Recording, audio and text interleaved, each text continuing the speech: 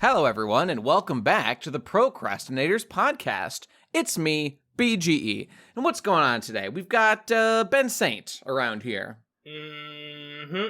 That's right. It's Monday. I sure hate him. It's Sunday, but you'll hear this on Friday, but that's okay. We've got Digibro. This is a real low-T intro right now. I gotta say. You're right. I'm on hormone blockers. What can I say? I'm making a transition in my life, if you know what I'm saying. And we've got Munchie and Hypocrite as one horrible Hydra. Yeah. Poke.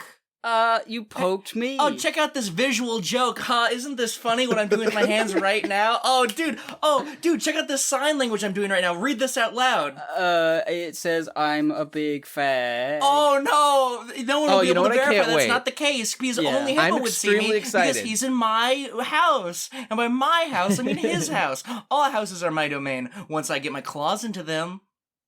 I hope the adoption papers go through soon, and also the disowning of Gib happens soon in his family, and then you are What you're England. hearing right now is actually a lie, by the way, because when you're hearing this, this will no longer be the case. So this is a snapshot of a bygone era that you're hearing right now, where I'm As sitting usual. Well, it's inside of Hippo's house right now.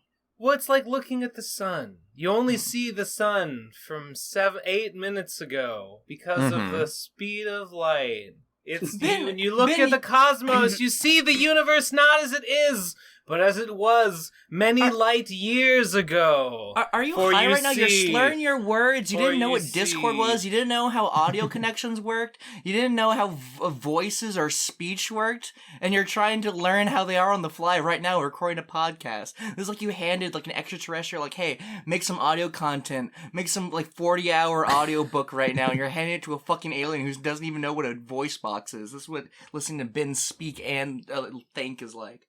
You know what I'm excited for? I'm very excited to hand Oblivion the Gib Munchie audio track and have him untangle them and separate them manually into two separate audio tracks so that he can sync up the flashing independently. That's going to be great. Oh, No. I forgot about the Just flashing. put them in one avatar together. That'll be fine. No, it'll be fine. All you just One gotta one slightly larger square.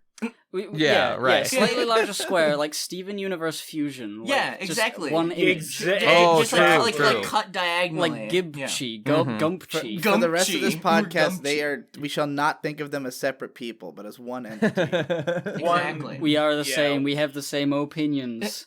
I one really one love chimera. that particular race that I'm thinking of right now. That you can also understand what I'm referring to because you have my same brain. Yes, the white What's in race. it? Oh opinion. no!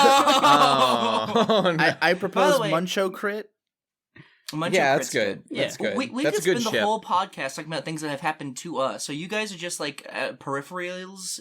I gotta tell you, I'm most interested. I would love to hear what you guys have been up to. I think you had like a meetup going on. I haven't followed it closely because I'm too important, but I would love to hear it from you. Before we jump straight into them, we should do at least one little topic. So here's what I thought of before the podcast. Sure. How do you shit? I want to know how everybody shits. Well, you know, fascinatingly, there was a voicemail asking this very question that did not make the cut, but Really? I guess he's getting his wish nonetheless. Because I don't know about you guys, but the way I shit has evolved a lot over the years. I just let's do our quick Poop Crastinators intro. Welcome everybody to the Poop Crastinators podcast. A pleasure to be here as always. I have shit the same way since I was born, but I'm recently trying to curb my unhealthy shitting habits. Like straight up. Munchie, Yeah, is that straight habit upward. that you shit Reverse. too long? Do you take too long Yes, on it the is. shit? Yes, Okay. it is. So here's the thing. When I was younger, I too took way too long on the toilet, like 30 minutes usually. I knew people who took 40 plus. Apparently, I'm taking 30 seconds tops. That's what I like to see. What I've read, Not even a is, joke. You know that believe whole gut bacteria autism thing I was bringing up before? Yeah, Well, of course. You know, I had already heard about the connection between gut bacteria and autism because apparently people with Asperger's take too long to shit. and it's a general problem. And I think that, I don't know, maybe I developed the proper gut bacteria later because it no longer takes me very long to shit. In fact, I go in there, I shit all the shit out, and I just sit there for a while because I'm still reading the manga chapter that I'm trying to read before I get out the toilet. Yeah. So, or people with their phones. Yeah. But I think a lot of it is, like, I think when I was younger, I just was never sure I was done. It's like you are done, but you just sit there for like 20 extra minutes because you feel like there's supposed to be more. You know, the worst one is when... hardcore resonate right now, did you? Hardcore. The worst one is when, like, you've done, like, the main shit that you came in there to do, but there's a potential, like, another one down in the pipeline, and you're not sure whether you should, you know, strain yourself to get it out while you're here, or wait until it needs to come out later. I'm going to tell you right now, my piece of advice to anybody who has this problem, just get off the toilet. You can come back. Like that's true. That's the right way to handle that situation for sure. I will. It's very, very rare that extra one is actually going to be able to come out anytime soon. More likely, once you get up and you walk around a little bit, it'll shift around and you'll realize you don't have to shit. Actually, you don't need it. You don't gotta wait. This is another one of the many arguments that I constantly mock you behind your back for, and it's the extended sequence of Digibro realizes and presents as new information that which everyone has known for decades, and this is an ongoing series that I'm constantly fascinated by. And I enjoy every iteration of the series. You can know it. It's not like you put words to it in your mind. I mean, I suppose so. I'm literally like certain if this podcast had come out like 3 years ago, it would have been like, whoa, dude, Strat, like speedrun Strat. Maybe. Dude, I would have thought that. I would have thought that. You have to understand, Nate, that what's so appealing about the internet is that people who have been completely left behind by society can gather and take notes about what's actually going on in the world together. Okay, that's fair. I see the appeal there. That's true. Like, I've never talked to anybody about how they shit before. I was just taking too long on the toilet, and then one day I read an article or something that's like, hey, don't take too long on the toilet, you'll get dysentery. And I'm like, oh shit, I better start quickening up my poops. And then I start reading studies that are like, Asperger's tied to taking too long to shit. And I'm like, well, maybe this has something to do with it, you know? You know, this is just an area that I'm very sensitive to because I feel that a lot of my videos, I'm extremely concerned that I'm just saying things everyone's heard a million times and are super boring, but I'm saying it anyway, which we all are. There's no new gotta remember, info nobody under the sun gives it. or whatever. Nobody is ever on YouTube who is going to begrudge having to hear something they've heard before. It's like all YouTube is. I mean, you're right. You're absolutely right about that. But I maybe that's just my resentment to the... I mean, we all agree on this. Like, I think about this a lot, that the information that you come across on YouTube, like, these are not the experts. These are not people ahead of their field. These are basic bitch observations about the world. And I suppose I feel a sensitivity and a bit of shame at that fact. I think about that so often because I've gotten so far down like history holes where like the popcorn historians that get like thousands upon millions of views on YouTube are just like nothing to me, to the point where I can't believe it was even made. Like someone like had the idea to like not even just recite history, which isn't even history, it isn't even interesting in what's the word? Inherently. But not only they just had the gall to just, you know, recite it word for word, but also to do the thing where, you know, I have to cut it down to 10 minutes, so it's just like skipping over lots of information. Like stuff like that where it's so boiled down from an actual interesting thought. Like an actual, you know, you have like the deep level shit. You have like audiobooks and real historiography shit. And then you go up to the YouTube where it's just like so polished down to like absolutely nothing, then it just is wasting your time completely. You know, I feel like there's maybe it's some sort of inverse of the Dunning-Kruger effect, but there's got to be a graph that charts like general interest in a subject matter that peaks super early on with like the basic facts, and like the further you go into like becoming an expert, like people's interest or willingness to commit to learning more goes like exponentially down as you get further and further out. True. I think that's just the Dunning-Kruger effect. Well, I mean, that's a different effect, but I see your point. Obviously, there's a correlation. I have to ask, did you get into history through videos like that? Yes, I did. I won't. Yeah, lie, there you go. See, there is use for that. I think that's the main purpose. Like, I view YouTube as a gateway drug to more interesting. I completely stuff. agree. I don't want to besmirch. I don't want to like make it seem like I'm really angry at them, even though I am constantly. I click on them and I think, oh, maybe this one will be good. Ah, god damn it! It's always weird from the perspective of like being either a creator or a fan, because like there's always new people. And it makes it confusing because, like, for me, I always used to view, like, okay, my, like, main channel is, like, the basic bitch stuff that's, like, just meant to introduce you to the concepts. And then you get sucked into, like, the deep lore stuff that I do otherwise. But, like, there's always new people to be hit with the basic bitch stuff. And so it's like I have to keep repeating myself because those people are not going back 4 years and watching, my video explaining the concepts I'm talking about now. Dude, so I still get questions. That's just what most people like guys like Jeff, this isn't even an insult, but he clearly is appealing to that demographic as his primary focus. Dude, and, wise. I get stuff like that even like on this show where I forget the specifics, and if it comes back to me while I'm talking, I'll mention it. But there was a PCP episode where I was discussing like a topic that I had been brewing and stewing on for a while. Oh, it was you can't waste too much time chasing perfection in art, and it's better to have released something than not to have released something, and just put it out, just put it out. And I said something like I said that sort of like condensed version of the idea. The sort of like good art, technically impressive art isn't valuable. I said that on a PCP recently, and someone came in here saying that like there are of course reasons to have technical art and like technically impressive art, and like duh. Like, I didn't think that I had to express it, because this point had been discussed on RFCK and even on previous PCP episodes, and just two people in the circle. So I didn't even think that it was necessary to say it to people in PCP, the audience. But I guess it makes sense. Like, maybe this is someone's first episode. Maybe they just tuned in on episode 300 and fucking thousand, and they want to get or even the they just forgot because they're dumb. Yeah, that too. Like, I have people in my audience all the time who I'll be like, didn't you watch this video? And they'll be like, yeah, but I forgot. and again, it's like I don't really want to shit on them. It's just like, what am I supposed to do? Like, say the entire point from the beginning, which makes sense in like a neutral context, but we can't just like stop the podcast right now to explain the nuance of every single thing that we're saying. I think there's a level at which, like, if it goes without saying for you, and it's not, like, completely ridiculous. Like, if most people get it, then it's fine to just, to say the thing, assuming that most people get it.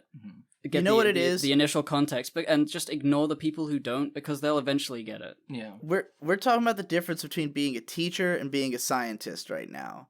Like, a teacher is somebody who takes information that science has discovered and repeats it over and over again every year to a new group of kids.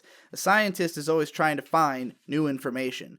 They are expected to already know every piece of information that currently exists as they pursue others, which is why those people, are sequestered into academia, where, like, you have to in an idealized way, what academia is supposed to be is you pass all these trials to prove that you know everything going on, and therefore you can think about what comes next. But if you stop off to be a teacher, it's just repetition. And I think on YouTube, a lot of us are trying to do both at the same time. Like, we're on a journey of self-discovery. Like, the stuff we're talking about, it's not necessarily that, like, we know everything. We might do research projects and stuff like that, but it's more about exploration of the self and the science of understanding the environment around you. And then, again, you have to go and teach that to your audience, but it's like you're more excited about doing the science role, but you have to stop and do the teaching role if you want to keep those people, if you want people to be able to keep up with you, basically. Yeah, okay, Mr. Philosopher. Let's get back to shitting, because I didn't get to say what I wanted to say about shitting. Wait. Like, large shits out your asshole. I just wanted to say about the teaching thing. Just one, like, little, like, it's funny how, like, on YouTube, like, the biggest, like, educational channels, the literal teachers, are usually only making videos about stuff that is, like, not spiritually, but, like, enlightening to them, like new information, like people like Veritasium and Smutter Every Day and Vsauce, I guess. they're teaching people new things that they have found, and they make the videos in such a way that you don't really need to understand all the science, but they do give you books if you want to read more, and like get the basics, like basic concepts out of the way, so that you're on the same page, and you know that they do it. That's good. Yeah. That serves as a pretty good... Shitting has become passage. so much more than just the act of shitting to me. It's become like an active part of my leisure experience, where I will put off shitting if I'm in the middle of writing so I can have the release of taking a shit. Like, the shitting is my break time. It is literally how I experience, like, a job well done. It is my reward. I do not go to the bathroom when I have to go to the bathroom. I do it when it's convenient to trick my brain into, like, performing tasks that I want it to do, and like punishing it by holding in piss or shit, and to the point where I'm able to take a break from my work. Whose fucking cat is that? Luna? Get that the fuck out of here! That's Luna. That's she's Obliterate! No, Exodia! Obliterate! Send that Canterlot pony back to the moon where she came from. I will spend like seriously like 30 like Digi said, like 30 minutes on the bathroom on the shitter as they call it, and just like Digi said, just on my phone reading or writing or just doing anything, just because that is the time under which I am free to do as I please, and I have not locked my I haven't turned off my computer manually from frozen turkey, and now I literally cannot turn back on my computer again. I've taken a shit from the respite of literally not being able to use my computer at all. Munchie, I'm proud that you're trying to address this problem now, because my cousin, I am. who used to share a room with me, he did not care about how long his shits took. He felt like he was just really into taking long shits, and he would take his laptop in with him and watch me too. movies, full films, and he would do it in my bathroom, because I had my own bathroom, and he was a roommate. I did that too, and I would be like, like every single day, I'd have to go downstairs and use someone else's bathroom, because this motherfucker is sitting in my bathroom for 2 goddamn hours out of every fucking day watching whole films. And he would do it at work too. And I think eventually... I will do you one better. I remember many summer nights while I was in middle school where I would, in order to like dodge like my mom like questioning me or whatever, I would go into my bathroom, and instead of like having like the lights on in my main room so she would be able to see me, I just went into my bathroom and I literally stayed in the bathroom on the toilet for all night, 6 hours plus. I've done that multiple times. Oh my God. Damn. Just to avoid, I mean, that just shows a dysfunction, I would say. There's something wrong where that is happening. Well, I remember very specifically one time I watched the entirety of Marble Hornets in the bathroom, and that was a great experience. I think that's the ideal scenario to watch Marble Hornets. Bathrooms are a comforting place, and I used to feel very strongly about the bathroom, like, because I spent so much time in there. I always felt like it was a place I had a strong connection to. I filmed a lot of music videos in the bathroom back in the old Modal Soul Productions days. But these days, I just don't have the same effect. I view it as more utilitarian. It's just like, hey, that's the place where you shit. You don't want to spend too much time in there, you know? Yo, I think one of the subjects we're talking around is kind of the sanctity we feel in the bathroom. In today's modern, interconnected society, where can you have true privacy? The bathroom. Not if you bring your phone with you. Well, okay. I mean, you have as much privacy as you want in the bathroom if you just leave it off or whatever. I mean, maybe they're listening to you via Apple's, or I don't know. I mean, they are. But phone with you, they are. What about the recent kerfuffle about bathrooms? Where did you hear about this? One of my very favorite streamers, Dr. Disrespect, filming in several bathrooms at E3 and getting which is a crime in the state he lives in, and got banned from Twitch temporarily. Disrespect isn't actually Blockbuster Video Game Champion 1993 or 1994. You know, actually, Ben, I think as a matter of fact, he actually is those two things. I think those are one of the two things that are actually true about his legacy. Okay, well, I think that's correct. I don't think that. Well, okay, I saw a video.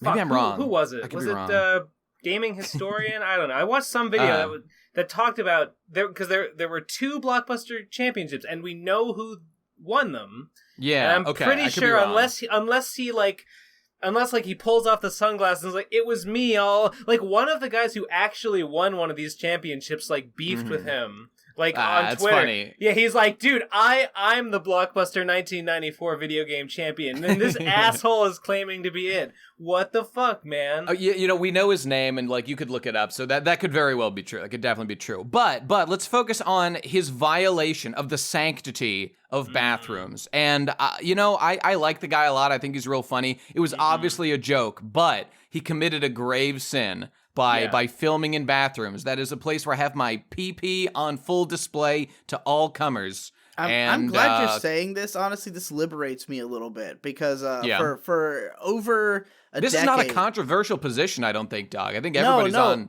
I think so too. But like so like 10 years ago, I came up with a bathroom rating system, and every bathroom I go to, I give it a score out of 10, and I've always wanted to do bathroom reviews, but I'm like, I can't really, like, how can I communicate this bathroom to somebody without showing it visually? And I was like, I don't know if it's legal / I don't have the balls, even if the room is empty, to get out a camera and record in the middle of the bathroom. It's not illegal in every state. You can't do it in California. You might be able to in other states. You could just like make sure no one's in there. I mean, if so, who would object as long as it's legal? Yeah, it just is. It Keep feels hope weird alive. to pull out a camera in a bathroom. You know? Sure.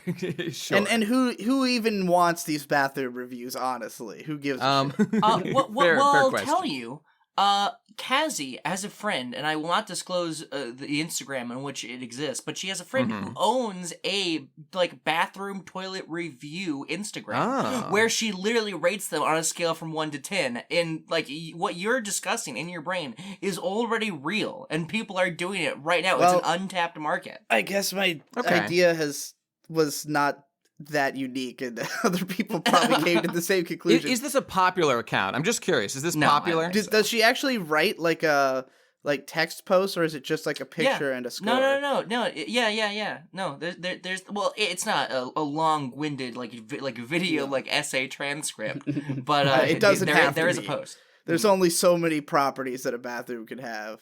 Indeed. Although you never know. I want to go back to Nate saying that like everyone's already thought of like the bathroom scenario and you know how to do strats.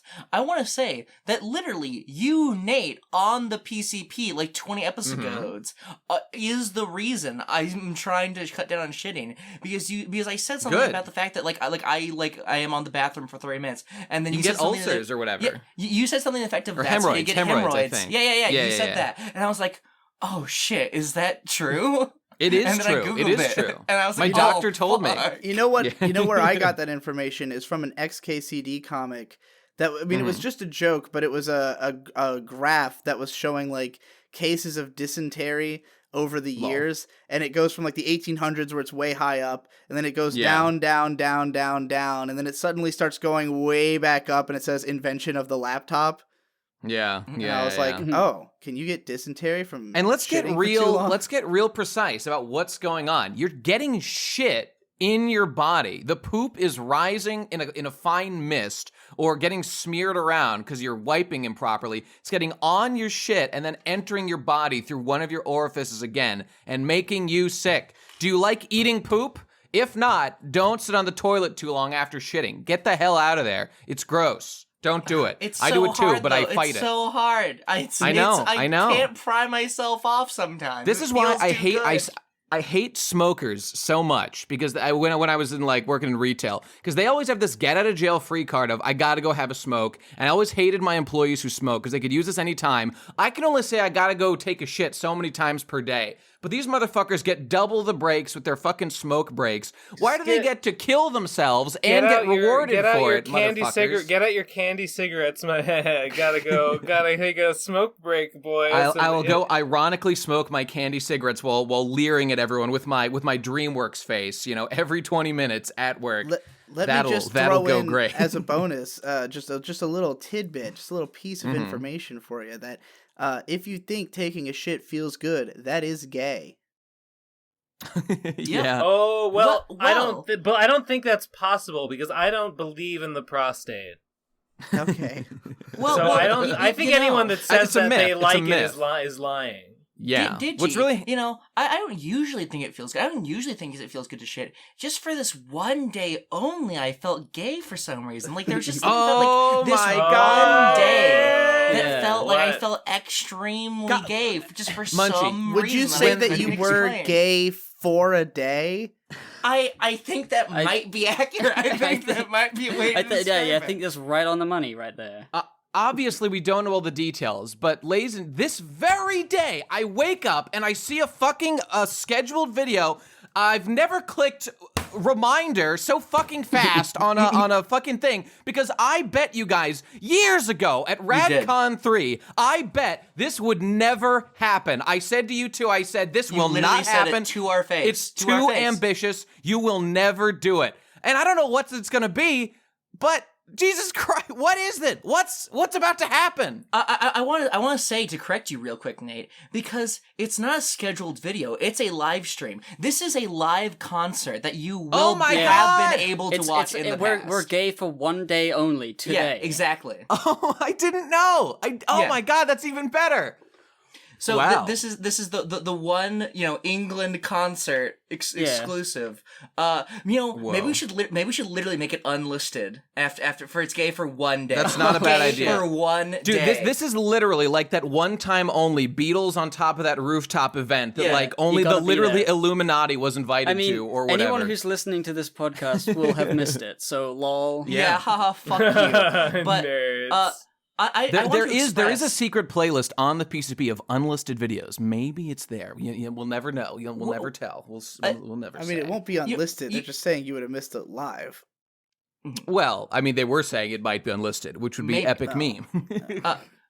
You hear "gay for a day" and you think, haha, silly. As did we when we walked into the Abbey Road recording studios. Right. And then as we walked out, we looked at each other and just started saying gold, solid gold, solid gold, over and over, increasing the volume over and over and over again. Because it was true. It's so much more than any of us could have predicted or imagined. And it's actually real. And to go to the video somewhere if you're able to do so. And if you can't, 3 hours from right now in my life, and that's fascinating. Yep. Mm-hmm. Yeah.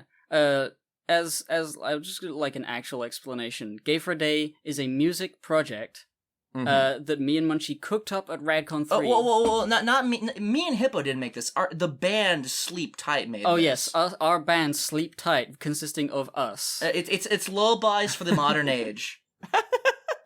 Sleep Tight. Okay. Sleep Tight. We came up with this idea at RadCon 3. We came up with lyrics, Gay for a Day. What would happen if you were gay for a day? For one day. Yeah. Just for one day, the album. The other day, like yesterday or 2 days ago. You had just one shot to be gay. Would you take it? Exactly. Literally, yes. We have recorded an album, and then we're going to do a live stream and have that be like the live version of the album. Yeah. And then maybe do like a remastered version later where like it's actually like good. No, listen, it's good. I mean, it's good. It's good. It's good, but it's very like Sleep Tight. I'm almost a little shocked. I mean, we've been supposed to keep this under wraps since RadCon 2. We haven't been supposed to talk about one word to anyone. This has been a tightly kept secret. A sleepily tightly kept secret. Yes. A trade secret. A tightly slept secret.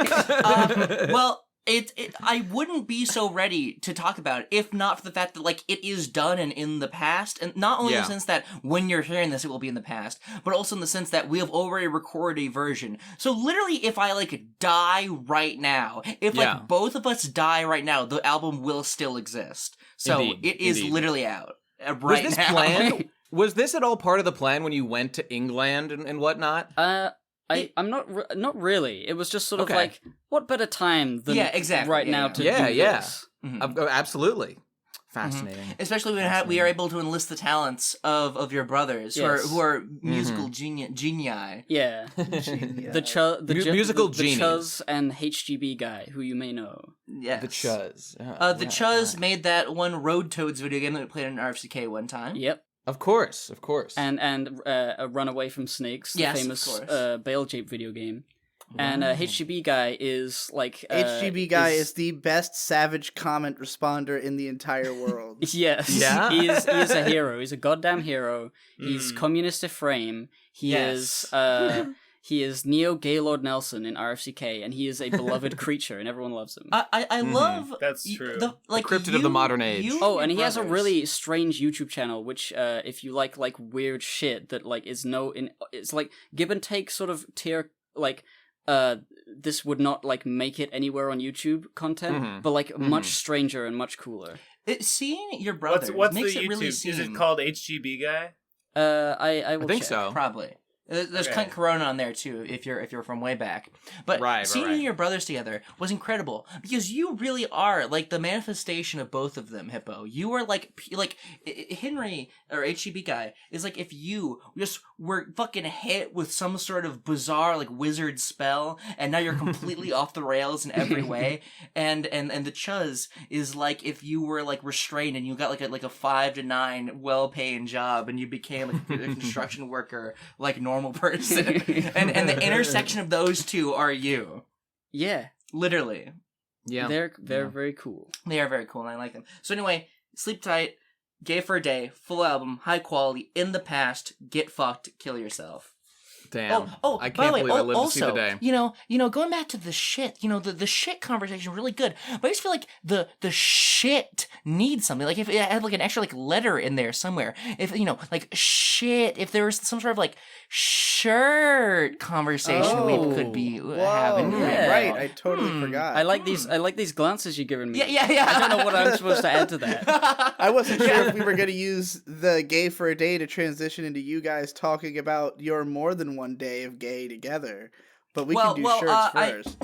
I know you want to talk about shirts, and Ben was whinging justly about Teespring earlier before we recorded. So, all right, shirts are big news. They're big news in Shirtland. Let me tell you right now, there is $750 sitting in my PayPal right now on the basis of selling about 15 shirts. Was there 0 before, or was there 749?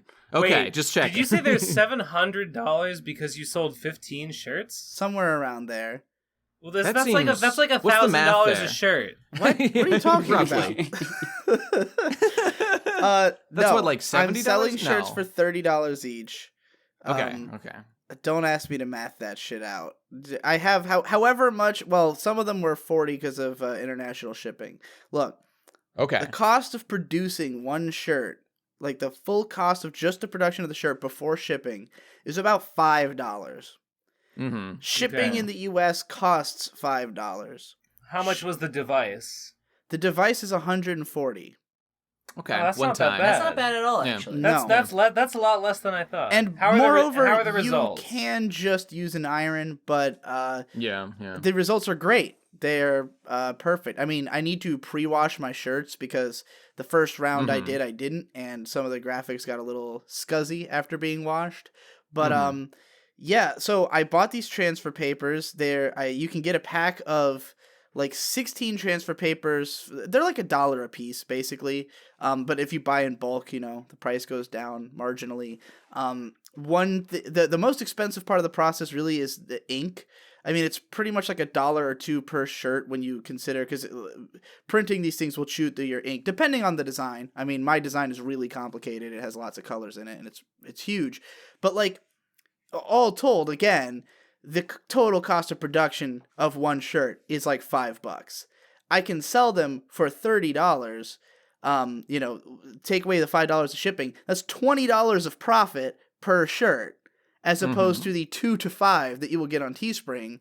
And people are way more likely to buy them because I'm selling them. Like, I'm hand making them. I'm writing my name on them in paint. So like shirt paint. So I'm just saying, this is the way to do shirts. Like, fuck quick question. Fuck Spreadshirt. This is the way to do shirts. I hear ya, but what is the time investment per shirt? 20 seconds. Okay, once you got your operation running. Okay. I mean, because you do have to print. I mean, if printing one paper can take a few minutes. I mean, you don't have to do anything. You just hit print and you wait. But if you print like 100, that's just slightly more work, like an extra click, and then it takes a couple minutes for the heat press to heat up, but obviously you would just do them in bulk. But you literally to print. This is how printing a shirt works. You take a piece of transfer paper, print an image onto it. You put that shirt on just on the base of the heat press. Put the design on top of it. Close the heat press for 20 seconds, open it, and you're done. Like, that is it. I mean, it's literally just an iron. It's just a big flat iron that's easier to use than, like, trying to, smoothly... Because, like, if you use an iron, it's hard to get it even, But, I mean, you can look up a tutorial. It's not that difficult. People do it all the time with just an iron. But, like, it's only $140 for a shirt press that will always give you the same result. Yeah, I don't know. It's pretty fucking easy. Like, the most time-consuming part is just going to the post office. I mean, I was inspired just because I lived with Tom, who, of course, was doing this for I Am Games, and, like, seeing how easy it was for him to do. And I had always just assumed that shirt presses were expensive, but I overheard him telling Ben that they were, like, $200 or something like that, which I didn't even pay that much. I paid, like, $150. Mine's perfectly fine. Yep. Yeah, as soon as I heard that, I was like, oh, fuck, it's only $150. You've already recouped that. Why am I... Yeah, I recouped it with several... Well, I recouped that on my fucking test run, because I initially printed, like, 8... I just had, like... I had some papers, and I had just whatever ink was left in my cartridge, and I did a bunch of test runs. My printer was fucking up, so I had all these misprints, but they all looked really aesthetic and cool, so I sold all the misprints to my patrons, and they were gone instantly. It was like, I posted a picture of, like, 8 designs, and within, like, 20 minutes, I'd sold them all. That already recouped the cost of the t-shirt press, so... yeah, all right. Like... The only unfortunate part is, like, I can't really do colors other than white, although there are, like, there's different types of papers you can use to do different colors, I think. But, I mean, if you're doing something like Endless War, like t-shirts, I cannot imagine a better way. And also part of my inspiration to even do this type of stuff was Ben, when he did the Vapors comic, because when I saw that he shipped them in those... cool black envelopes with, like, the white writing on them, I was like, oh, that's the coolest thing ever. That, like, I wish I had bought that so I could have that presentation, Yeah, little trade secret there. Be cool and look stylish all the time. No, personality goes a long way. Yeah. Vapors 2 Kickstarter coming soon? ? Hey, I did have one strong thought about this. This isn't to shit on May specifically. It's to shit on you, Digi. But the very beginning of your t-shirt video, that little joke, quote unquote joke that you do of the, like, focus on May's chest, where she's like, where are you looking? That was the most Reddit tier normie god awful, like, entry level anime quote unquote joke I've ever seen in my life, and I wanted to die. Are you saying, Nate, that Digi posted cringe and will lose you subscribers? Lost subscribers. Yeah, namely me. I condemn you for your terrible joke, Digi. I did that just because I had the camera pointed at her tits, and then I went, look, I'm sure you did. I'm pointing the camera at your tits. You should say something about it. That would be funny. Just say, you don't acknowledge it. You leave it for the audience to have their own thoughts on. Oh God, I can't tell you how thoughts on. Yes, that's correct. That's correct. What thoughts do you think would be namely there? Look, you guys know that was an awful joke. I wanted to die. I've never seen. Everyone says Digi's not funny. Blah blah blah. I don't even totally agree with that. This was the least funny thing I've ever seen in my entire life. I wished I was dead. Instead of, and that's not even against May, it's against you, Digi. You're the man in charge of this joke, and I blame you 100%. I did tell her what to say. So. Exactly. And he treats women like objects, telling them what to do. Yeah. I'm a feminist. What did you think about the part at the end where I was counting down the shirt press, and I'm going, 1,001, 1,002? Was that funny? Well, I'm afraid that when I saw this video was 15 minutes long, I thought there's no chance I'm watching all the way to the end of this video. I don't even think it's 10. Well, no, you're right. It is over. It's 10. 15 minutes. Never mind. Okay, but I mean, that's fine. That's fine. I got my bugbear off my back, thank God. I don't know what YouTube is anymore, especially now that I'm here in the Netherworld, I'm just farming netherrack and netherwarts. Do they have the internet over in England yet? I don't think they have that out no, there, they have do nether portals right now. Right now I'm jumping in and out of nether portals to speak to you like in real life, Nate, right now. Jumping in and out. You have to everywhere. jump out of the nether portals like in binary code to you know, convey your internet presence. Yeah, that's good. That's good. But you know They're what? real good at it. I love right tier jokes, so please more Digi. I'll up my pledge. Excellent. Real American hero. Ben, what do you think? I mean, apparently shirt presses are cost nothing, are nothing, and are just more romantic and better. Okay.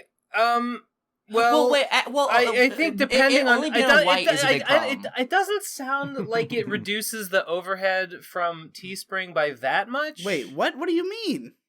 Teespring's overhead is only like $10 per shirt, and And that you can make includes what, like 20? Includes shipping. Wait, how much do you make per shirt? About $10. Okay, because I'm making 20 by selling them for $30. Well, we sell ours for 20, so there you go. Well, I mean, it's It all would about be- how many you're able to sell and whatnot. yeah, I mean, you know. because the thing about Teespring is that they have the better turnover, but they also have the shittiest shirts. And like they, look, maybe I'm crazy. I love my classic V-necks that I got from Teespring. They're like my I think favorite you're shirts crazy. that I My own. shirts suck. My shirts fucking suck from Teespring. Well, you didn't get the classic V-neck, did you? I didn't get the classic V-neck, but I can't imagine it would be that Always different. go for the classic V-neck. I legitimately love my classic V-necks. You're gonna have a classic fucking no-neck once I whack your fucking head off my golf club. I like my I guess Red I Bubble can't shirts. argue. I'm I fond guess of I them. can't argue with that.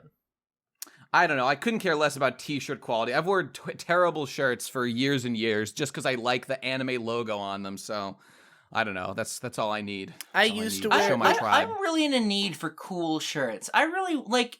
I have a lot of t-shirts. Well, I can't Wait, let me- find my Slime Corp shirt. let me I in don't one- know where it is. It's been missing Guys, for like a month. let me in one fell swoop completely sell you on the shirt press, though. Because the best Okay. part is not the money I make off of it. It's not printing shirts for fans. It's not making my own designs and signing them.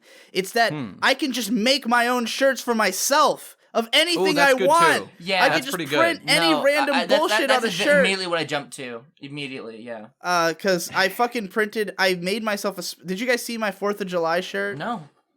I did. I don't think so. My I God, did. let me send it to you. Please. Here we go. It's my Murica Okay, show shirt. notes. Show notes. Oh, I should post it in the gross disgusting audio link, shouldn't I? Okay, I see it. You're gonna want to look at this in full size to be able to read my the text God. and all the extra stuff. But this, I for the 4th of July, I was like, I need a special shirt. So I printed this. Unfortunately, I printed it backwards. However, thanks to the magic of the internet, you're all seeing it the way it should have Oh, looked. good. Is that Barack Trumpo? It's Trump Oh, bomb. yeah. I literally just Googled Trump Bama and got exactly what I wanted. Oh, You've No. got the Pretty comic, good. my favorite comic of all time, where George Washington and Ben Franklin smoke weed together, and he says, "Get money, fuck bitches, smoke trees." It's got a rainbow Murica with fucking with Right. the "I'm gay" iDubbbz on it. The Pantsu Party quote, which I actually misquoted. I wrote the American flag. The American flag is an autistic concept. It was actually the original quote is America is an autistic concept and the flag is to Okay. help normies understand it. But More nuanced. Yeah, Yeah. way to contribute to the continual degradation of the discourse. yeah. well, I forgive you. And then there's a beer and a Well flintlock. done. I'm basically sold I for my appreciate that. own self. So good job, Digi. Yeah. This is so I mean, cool. that was- Dude, I can't imagine being able to just like print my own designs, which is what I literally just want Okay, to do. That's You know that's what? what You- I've always you know what? wanted You to know- do. Yeah. Like I want to Okay, have a okay. whole wardrobe of I want to have a shirt that just says I disagree on it. Every time I think of a shirt that I want to make, then I'm like, but I'd have to pay. It cost me like $10. It cost me like $10 to make it and order it for myself on Teespring or whatever. Isn't I it gonna guess cost I could 20 though? shrink that. Well, I would. Well, Oh, then wait, I if would you're make ordering back for the yourself. money. 'Cause, Right. The profit Okay. would go to myself. So, What justified so could I shrink this? that cost? I could shrink that amount if I owned a That's true. Honestly, that actually would. And the be best really part fun. is that I just had all these materials because like I'm already preparing to sell a bunch of shirts to fans, and then I'm just like, hey, let me just dip into my fucking supply here, grab one of these larges, grab one of these papers, print one for myself, fucking wear it on America Day. Trump Obama. That's good. I'm just a controversial opinion. But you look damn good in this picture, Digi. Look at that thick head of hair. Look at that short trimmed beard. I gotta tell you. Let me see. Look at the vibrant colors of his lips. I gotta say, very appealing. Yeah, you do. You All do right, actually. hold on. Doesn't I it? have to... I was gonna say, why do you look like Victor in this picture? Why do you just look like you turned into you're like half Victor? You guys, it looks like someone Trump bombed you with Victor. Yeah. All right, I need to send you the full story, so this is gonna have to go in the show notes as well. So, before that picture existed, mere seconds before, I had, I had this shirt. I wanted to tweet about it. So I took a selfie of myself in the shirt, trying to emphasize the graphics so you'd be able to read it. So here's the picture that I tweeted initially. Yeah, okay. Which is, this in is like my opinion... Are you familiar with the Hideo and Kojima memes? It's like that. It's like that. I don't see it. Where is it? It's in Gross It's Disgusting in the Audio Gross Links. Disgusting Audio Links. It's the, So...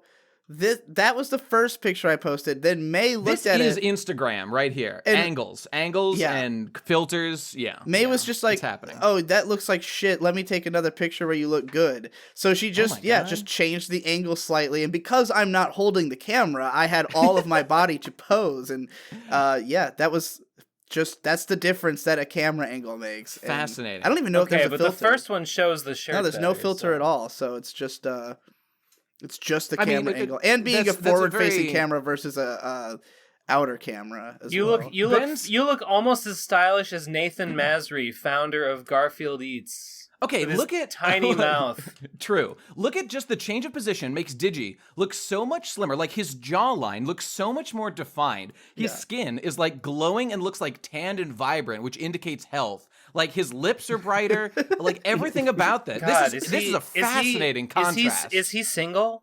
And specifically, look at the difference in your beard. It looks so much smoother and fuller in the second one. It's the difference. I'm blown away. I'm blown away by this. The first one was taken from a low angle, and the second one was taken from a high angle. Which I always make sure in all of my videos that I'm looking up at the camera because it's the only way I look good. I don't have a very well defined jaw, so like you have to see me from above to get that definition. But the fact that I look also like 30 pounds lighter is particularly hilarious.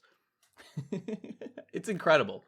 Life is a crime, and this is a lie. Everything is fake. Nothing is real. All observation is just, non-objective, based on our position in the universe, relativistic, whatever. And this is just the proof's in the pudding.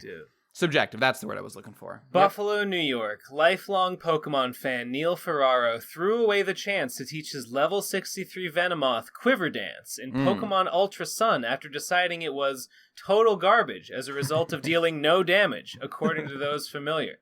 Raises the user's special attack, special defense, and speed by 1 stage. Power 0. What the fuck? Who would want to raise an attack when you can just do an attack, Ferraro reportedly said before choosing to keep Twister due to its tornado animation. Can we cut when his a bad microphone guy off? pops up, I hit him with a tornado. Blam! It has yet to let me down. Is there any way you can, like... What's that, Ben? What's the story there? Oh, I'm just reading thehardtimes.net. I saw an article, absolutely useless Pokemon attack doesn't even do damage, and I thought, this is an outrage. All right. Hey, Ben, speaking of looking 30 pounds lighter, what's going on with you and Keto? Are you still quarreling, or the lovers, have they reunited? Oh, I'm back. No, I went back on keto, and I lost like 10 pounds instantly, and I'm down to like 157, so pretty good. But not as interesting. What was the origin of your stint there? Like, why were you questioning it? Wasn't quite. I just fucking stopped doing it for a minute, and then I got fat, and I was like, well, fuck this. Yeah. This is not as interesting. There's no narrative here, but No. I have been counting my calories 100% accurately. Well, 99% probably for the last several days, and have not lost the 25 pounds I hope to yet. But one step at a time, and I'm doing it, lads. I'm also the time has come. trying I'm cooking my own food. I'm dieting. I'm doing as well as I broke 180, and a lot of my pants are not fitting right. Very nice. Yeah. Fair enough. Yeah. Yeah, you shrinking? You shrinking? No, I need to I think he's shrink, going the is what I'm opposite trying to direction. He's say. saying. Oh. I'm about to attempt shrinking because my pants are fucking getting tight. Oh, I see. Mhm. Well, hey, if you guys need any hot tips, I'm always available. I mean, I think there's ready. there's no better weight loss motivation than just keep your wardrobe fitting. Like, I used to always wear good one. just like XLs and double XLs and shit, and so like it never made a difference. But if you buy all large and like stuff that just fits, and then you start getting fat, you immediately are like, well, I can't wear any clothes now. So I have a bunch of underwear and a couple of pairs of shorts that are like, I can't wear these anymore. I'm too skinny. But then I have a couple that are so huge that I'm like, these I could never possibly have worn these. I have a pair of shorts that's like waistband size 42, and I'm like, this was never. This was never me. What was going on here? I'm just finding a bunch of like oversized shit in my drawer, and I don't know why it's there. I could never have worn it. Our parents just gave us some shit back in the day. I don't know if it fits under that category. I don't know. Maybe. Yeah, maybe. Boy, I would have had it been kicking around for a long ass time if that's the case. I've been orbiting fitness in one particular way, and I've been thinking recently, because there's going to be a gym inside my dorm, like just literally inside of There it. you go, no excuses. Yep. And I've been thinking to myself, there's one thing I want to get fit in. There's exactly one way, and that's, I've always been destined from the day I was born, and I've known this fact, that I was always meant to be a bara. Munchie Bara was what was in the universe's plans when I was spawned. And for me to not be a Bara, specifically like a strong, fat Bara, like I want to be fat Munchie, but also just be a Bara big man. That is what I was meant to be. And I've been thinking it might be time to achieve gay it. porn. I mean, not What do specifically, you think but I'm fucking referring to, you dumb piece of shit? All right. Munchie, this should be you. This is a famous guy from let me see. This is going to gross, disgusting. Yeah, there it is. This is a famous guy from Fate Zero. It's Alexander the Great in Fate style. He is number one daddy in the Fate universe, and this should be you in a few short years. This could easily be you, sir. It might be. It might be. Maybe. Yeah, he could be the next Iskander. Personality-wise, you would love him as well. I mean, he is a great guy all around, and he loves anime, and he loves history. So that's cool. You're actually very similar to him. He is history. He is. Oh yeah, Alexander he is. Well, the Great, okay. Why is That's he? true. What does that mean? By the way, why is he Alexander the Great? Well, Just a I question? mean, in Fate Stay Night, they summon heroes from the past to like fight in modern day, and they summon Alexander the Great, and that's him. That's okay. That's him. Cool. And he trains this little bitch boy Waver into becoming a not baby bitch, and now Waver has his own spin-off show that just started this season. Did you know that, Nate? Oh, really? Yeah, Is it at all good? I never actually liked Waver that much. The first episode's pretty good. I mean, it's him like all grown up. He's like long-haired, and he's all like, I have to be better to like live up to fucking Alexander's teachings and shit. That's pretty cool. Alexander was so popular. I can imagine a lot of people would be like, yeah, continue. It's almost like Simone kind of carrying on like Communist legacy. It's presented exactly as that. Like Munchie. I can get into that. Speaking of that, Kazi was here on the 4th of July for our 4th of July party, which was not much of a party, but whatever. And she wants, because we have a weight rack in our base. She was telling me about how you guys are gonna have like access to a gym next year. Indeed. She wanted to use the weight rack in our basement because she doesn't have access to one right now. So we're lifting buddies now. Oh, dude, can I be on that? Can I be in on that? Yeah, absolutely. Oh, fuck yeah! Oh, this is perfect. Yeah, it'll be just like when me and Digi used to fucking squat together in the garage. Guys, just when you picture someone squatting and spotting someone squatting, I doubt too many people out there have the visual. Imagine a man like just bent over, knees bent, ass stuck out as far as it can, and imagine a man literally sandwiched dick to ass right behind him, caressing him and making the most, ecstasy-filled face as you go down and up. For what it's worth, insane. Ben and I never actually like properly spotted each other on squatting. It was more I like once spotted. Not particularly. we just watched the other person do it, and Well, if we they started to fail, we were just there in case they dropped it and we needed to call 911. There was one time I coroner. got stuck down and Ben kind of sort of helped me. Mostly I just kind of fell to the side and dropped the bar off. It's what happens. No, I don't do that whole spotting shit. It's not my style. I know I've talked about this before. No, but, you gotta stand behind. You gotta stand behind on the bench. You gotta hold your hands under the bar. Like, oh, it's all you, bro. It's all you, bro. 2. Whisper sweet nothings. 3 more. 3 more. It's all you. I'm not touching the bar. I'm not touching the bar. This is all you. This is all you, bro. 1 more. Come on. Lock those elbows out. I'm not touching it. It's all you, bro. That's what I'm in it for. Unironically, those things can be helpful. Yeah, sure. Kind of. Having a lifting buddy is a good thing, which I have never ever in my entire life had. Although one time I have, I was just like, I Nate, was the man. You would not have wanted Ben as a lifting buddy because Ben was in the middle of texting his girlfriend in between every single set. I mean, sure. And it's one of those things where it's like disgusting. a set only takes about 20 seconds, but texting takes about a minute and a half. When you're Ben, yes, I like to work out alone, and I'm thrilled that I've had the ability to do so primarily. But there have been some times where like I'm benching and I'm doing a little bit too much, and that bar gets down to my chest, and I'm like, oh no, I can't. This is it. It is 100% over for me. It was a good run. I will be dead momentarily.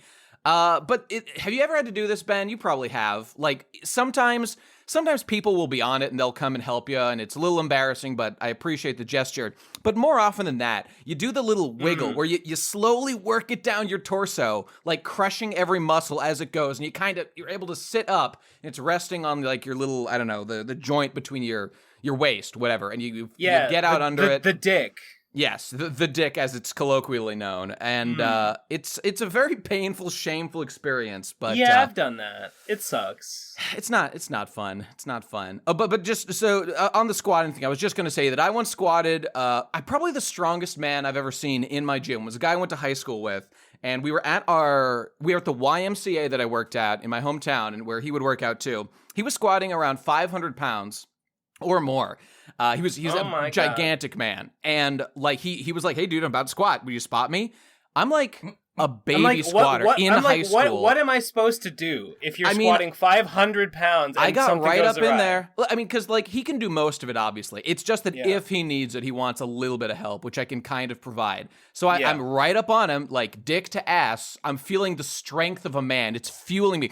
The musk is filling my nostrils, and I'm feeling true euphoria at this moment as he goes down and up. Us grinding against each other. Oh my God. That's when I knew that the Greek lifestyle was the only lifestyle for me. It was euphoric. All right, simmer down. So I can say I have squatted 500 pounds. Come at me, gays. I'm stronger than you. Yep. So that's it. That was fun. One day one day my son will be there to spot me in the same way, and we'll be bonded as, blood forever. You won't hear any updates on the Munchie Bar front for many of an episode of the PCP week, because I'm gonna be fucking way too doing anything to even attempt to even know how to begin. But sure. I will. You know what? Munchie Bar is the new storyline. I'm gonna commit right here. And you know what? That storyline may burn up and die, and it may become a failure, and that's the point of it. Do you know how unbelievably powerful Munchie Bara would be? Like, Munchie's already like a force to be reckoned with, like a human wrecking ball on wheels. Yeah. if he has muscles as well, like he could probably punch a building in half. Like I can't even imagine anything you wouldn't be able to do. Did you? I remember one of the first like Digibros, like after like you met me the second time at BronyCon, there was a Digibros reflecting upon the BronyCon, and you're describing me as like an unbelievable tank / wrestler, like some sort of like bizarre. I've always thought man. you needed to be a pro wrestler. Like if you were muscular, you would easily be a pro wrestling personality. So there's another guy. I think it might become real. There's another guy we'll I just remembered about that you should also aspire to be Munchie. This is even more famous than Alexander, and it's the husband from Full Metal Alchemist who has a big old belly. I was thinking of the same exact. Yeah, that guy. That guy is pure Barra. Whenever I think Barra, I think the blacksmith guy from Full Metal Alchemist. This is the ideal. This is the ideal right here. Can you imagine? Can you literally imagine? You can't. I can't imagine. You can't. Do it. You know, I feel such envy. I am limited by my genetics. You know, I'm of average height basically. I will never be the towering Adonis that like a what's his face? Fucking Armstrong? No, not Armstrong. Who's the real life Arnold Schwarzenegger? That's what I'm thinking of. Just the biggest, widest man on the planet. But you, Munchie, you have all the potential in the world to be literally the biggest man on the planet. And Munchie, you could be one of the small, weak guys from Baki the Grappler. You could be one of like the tiny, pathetic ones on that show. You know, I was just looking at it. Like I was going, I don't know, whatever. I was looking at fitness stuff, and I just saw like there's like some fitness YouTube guy who was like a Marine or something, and there was just a video of him competing against like I think literally like the winner of like World Strongman competition. Just like this is a guy. If you saw the Marine on the street, you'd think, "Holy shit, that guy's huge." Compared to the other guy, it was like looking at a child versus an adult. That man was so unbelievably gigantic. We're talking like 6'9" or something, and like probably 400 pounds. Just a monster, and that could be you. That could be you. And I hope to see it. Look out. Very soon. Munchie Shatsky's in town. that second puberty is coming hard, and when it hits, It's funny when you watch basketball and everyone playing seems normal because their only reference point is each other. Yeah. And they're all enormous, and then you see them like next to regular people, next to like the coach or whatever, and you see, and they're like regular people like come up to like their nipples, and it's like. Okay, all right. I see what we're dealing with here.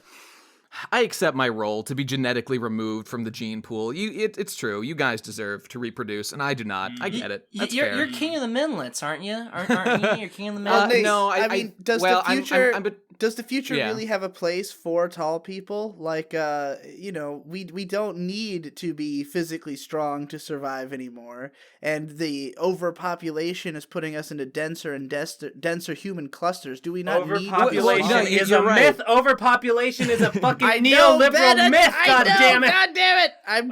Listen. When the bombs drop and it's us against us, as nature always intended, we'll see who ends up on top, and it won't be the guy. When the bombs drop, anybody who's tall enough to see over a wall will be evaporated. But like, much like in Barefoot Gen, us small people will just hide behind a chest-high wall, and we'll be fine. In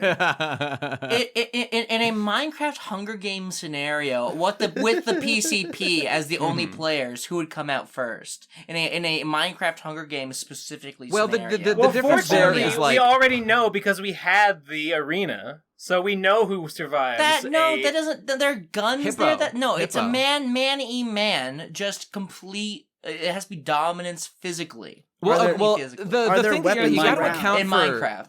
You got to account for trickery and stratagem and alliances, which could absolutely form. If Munchie might have a big advantage against like Gib, for example, but if like everyone was Team Gib and we said we will feast on Munchie's corpse, then obviously we have the edge there, and we can things like that. I don't even know if we do have the edge there. I feel like I can imagine Munchie just swatting us away like flies. Like Donkey Kong. Yeah. Just like throwing us 20 feet. I think Munchie could I guess we're going to have to see tomorrow night when we're all shipped off to the fucking Minecraft world and we all have to get out our fucking Battle Royale diamond happens. picks. PCP Battle Royale. That'll be our next, thing. Dude, okay. I'm sure I've said this before, but there's nothing I love more than like physically beating someone up. Like, I'm not joking right now, or like trying to like make a joke. That's why you need to be a pro wrestler. Goddamn, fighting people. It actually makes me feel so good. Like, Munchie, when unironically, I punch someone as hard as I can. Unironically, you, me, everyone else on the planet should do some type of contact sport. Like people really like Brazilian Jiu-Jitsu.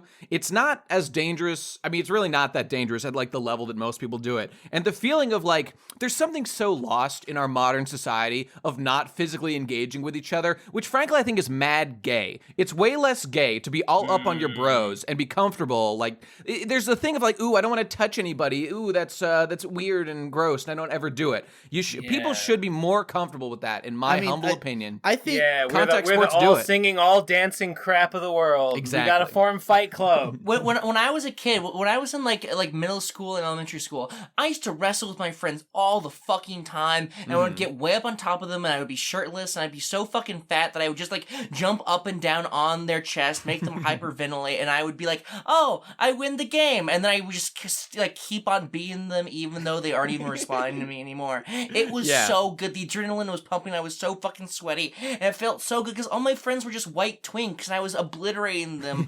I was reading the world of the right way, so one evil seed at a time. I was already splattered in blood, but my fists just kept hammering and hammering away.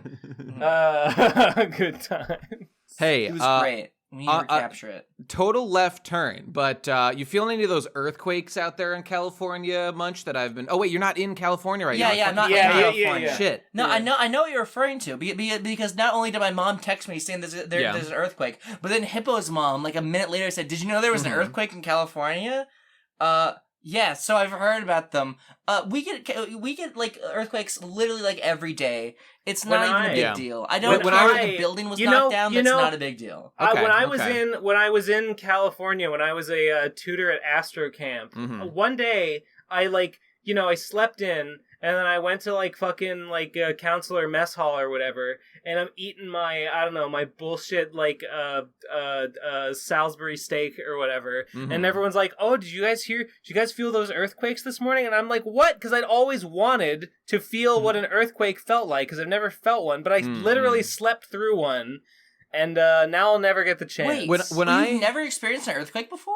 No, they don't happen. Neither. They don't happen on the East Coast, dude. On the East Coast, there ain't no fault lines on the East Coast. Wait, has anyone felt them besides when I went to Tokyo? I won't say every night, but like Japan is formed due to volcanic activity, due to fault lines. It's directly over them. That's why it exists. I felt them for the first time and frequently at night, and I felt so small and so powerless before the might of the planet moving underneath me. It was a very humbling experience, but yeah, I felt obviously them. there are different ranges of how powerful earthquakes are. Yeah, but even like the small ones, like it literally feels like just shake your body up and down, like your like head. That's what it like looks like to have an earthquake happen. Yep. Like the entire room and ground around you shakes, and things can like fall off your shelves, and like things can break. Mm-hmm. There was another time, and like if it's like a particularly powerful one, like look up like I mean California's famous for earthquakes. So like look up like the San Francisco and like LA earthquakes. Those like obliterated entire fucking like cities. Like countless city blocks obliterated. When I was countless earthquakes that just wipe things off the map. At my last apartment in Cincinnati, there was a big flood that I talked about that I got into the local news for. Yeah, I know I've talked about that before, and it was pretty funny. But the car at the bottom of the hill got straight up completely covered in water. There might have been a little of the roof poking out, but that car was destroyed, and it was fucked up. And it just, that was such the amount of water just going by on the street. Luckily, my car was parked at the top of the hill, and it was totally fine. But I thought to myself, my car will not survive if I attempt to escape this area. Therefore, all I can do is stay. Okay, now that that's established, the water is slowly rising more and more towards my apartment. I will not be able to escape, and it's coming towards me more and more. I live on the first floor of this building. The basement is filled with water right now. There is no escape. And I just thought, well, I could die today, and there's nothing I can do, but I will just sit here and hope it doesn't happen. And that's exactly what I did, and it was fine. It wasn't that big a deal. But it was that and like the earthquakes in Japan were the two most in awe of the planet and in awe of nature experiences I have felt personally. And it sure was fucked up, bro. I want to live. I don't want to die. I wanted to fight, but there was literally nothing I could do, like fighting the ocean or, whatever. She was crazy. Literally. She was crazy. Yep. I don't know. Yep. You know what I was going to say, though? The earthquakes. It was a missed opportunity. I wish I'd felt it, but I slept through it. You'll get a chance. There'll be more chances. But you know what I was going to say? San Diego. Come out to the San Diego con, Ben. Just come on out, dude. It sounds so hard. Here was my theory, though. Here was my theory on the earthquakes. My thought was that this was God's judgment against Anime Expo taking place. This was my theory, because it is, there's too many humans, and it's too shitty. Yeah, I mean, I think it might have ended by now, but it's... Are you sad you missed it? I'm fainting right now. Oh, I figured you knew. Nah, I should have. It's always at the same time every year. Yeah. Oh, man. You know what? You missed. I'm at HitboCon right now, and you know what? That's exclusive. That's true. You missed the premiere of new Gurren Lagann Kill La Kill production Pro Mare that just aired in the things. I was there last year, and I got into like the first screening of like they were talking about it, and I got to see the first screening of Gridman. It was great. It was great last time. Incidentally, they're gonna play Promare at Otakon too, so I get to see it there. Yeah. Oh, that's somebody tweeted me like, Nate, you getting tickets? And I was like, oh, there's tickets. So I went and bought tickets. September like 19th or something. I will be going seeing not the dub that is available, because fuck that, but the subtitled version. Can't wait. Though okay, where's Otakon? Where's Otakon? Otakon Baltimore. is in DC this now. Okay. Wait, when? The last weekend of this month. Yeah, it's pretty soon. Fuck you guys. Not everyone. I wish I had known consumer. It took them extra long to get the cuz I was like, basically I'm not going if I don't get a press badge. And it took them a really long time to get the press badges out, but I did get one, so... Hey, so I guess you're not blacklisted. Yeah, no. How nice. But yeah, it's July 26th through 28th. I still haven't got a hotel situated yet, though, so I need to do that. Gotta work on that, I'm craving the con experience. And thankfully, even though I missed Anime Expo, I won't be able to go to Otakon, like how I would have liked to do either one of those. All of us, besides Digi, will be at BronyCon. Yep. At the beginning of next month. Yo, That's gonna be crazy. I've got tickets to BronyCon. We have to get plane tickets and a place we're gonna stay. But we were looking at, probably do that today or something. But we were looking at Airbnbs in the area. And first of all, let me tell you guys, Airbnbs are the way of the future. Hotels can literally die and go away forever. I don't care about them anymore. They're shit. They're a meme. They're a fad, and they are obsolete. You can get like some dude's house. He's just out of town. You get a whole fucking house, which is full of cool things to touch and look at and experience, and a new family to pretend is your family, which I very much look forward to doing. And it's literally cheaper than like most hotels, and it's just better in every way too. It's incredible. It's incredible. Now, I hope we'll be able to find one that's like relatively close and still relatively cheap. But hotels are a fucking scam. Don't do them. Don't do them. Abolish them. That's what I'm for. Wait. Give them back to the people. I wasn't paying attention. What did you say to do instead of hotels? I'm saying Airbnbs are great. Hotels are shit. Because we were looking into doing an Airbnb, and I was like, I don't know, because I don't know if I trust like that in Washington D.C. But if you're giving them the strength of endorsement, why in Washington? I don't know. It's just dangerous. For Otakon? It's scary. D.C. is a pretty rough place, from what I hear. Yeah. Oh, I had no conception of such a thing. I think it's one of the crime capitals of the country. Like, not like the very center where like the fucking, all the rich white politicians is very nice. But like outside that, it's apparently pretty rough. Victor, when he went to Otakon last time, gave me the impression that it was it was not so that it was kind of a janky and scary place in places. I mean, the con is like literally right behind the White House. It's like fucking a block away. Yo, go say hi to Drump for me. Dude, let him know, let him know he's got my official endorsement, that the PCP officially endorses Drump. 2020, baby. All of us are on board for this, right? Right? Wait, who are we telling? We're voting for Drump, Ben. Thanks for signing up. Don't worry. It's fine. In the arms of angels. Did you know every year, poor Republicans vote for Republican candidates? We need to liberate them from their vote so they don't make this mistake. Hey, seeing as like every single topic that has been brought up, I have had absolutely nothing to say on anything. Sure. And I feel stupid. Let's talk about like Munchie being at my house. Yeah. Yes, please. What's going on? Sure. Yeah. I feel okay. So there was one big thing that happened while we were here. Was it the Annie Fred redemption? Because I've heard a lot of stories about this. All right. It was the Annie Fred redemption. Is that who that kid was in your video? Yes. Okay, yes. so he is hooray. in fact like a 10-year-old, as I thought. He is 13. Okay. He is younger than the teen CP. It might be more barely appropriate to say qualifies. on the RFCK about the meetup, but I don't care because we're just going to talk about it now. You know what? The PCP needs more good topics. So we're going to be talking about it an RFCK thing, and this is fitting. This is fitting that we're talking about it here because this is There's the PCP stuff here redemption. too. It's the redemption of PCP fans in my mind. Yes. It is the complete redemption of them as a concept because I was so racist towards them. And you know what? I still will be because I don't fully trust them. I don't fully like trust people who are just like into the PCP and not into RFCK. That's just like sort of like weird and my brain doesn't fully comprehend that's even possible. Of course. But it made me really understand that there can be good ones. Like there are, like there's some of them. It was in the mostly rotten patch of PCP fans. There are a few good ones. Yeah, it was a really good con. Literally everyone there was great, and no one was annoying. Yeah, there was not a single person who was like, annoying, but we couldn't bring ourselves to tell him. That sort of person who sometimes appears. None of them were that guy, and it was just a delight the entire time. To give some backstory, because I feel like it's important to understand like the narrative arc of the con, because it was of course a rowdy fuckers cop killers con. It was steeped in lore and lore things and RFCK narrative arc things happen within said con. It was like an ARG but in real life. Mm-hmm.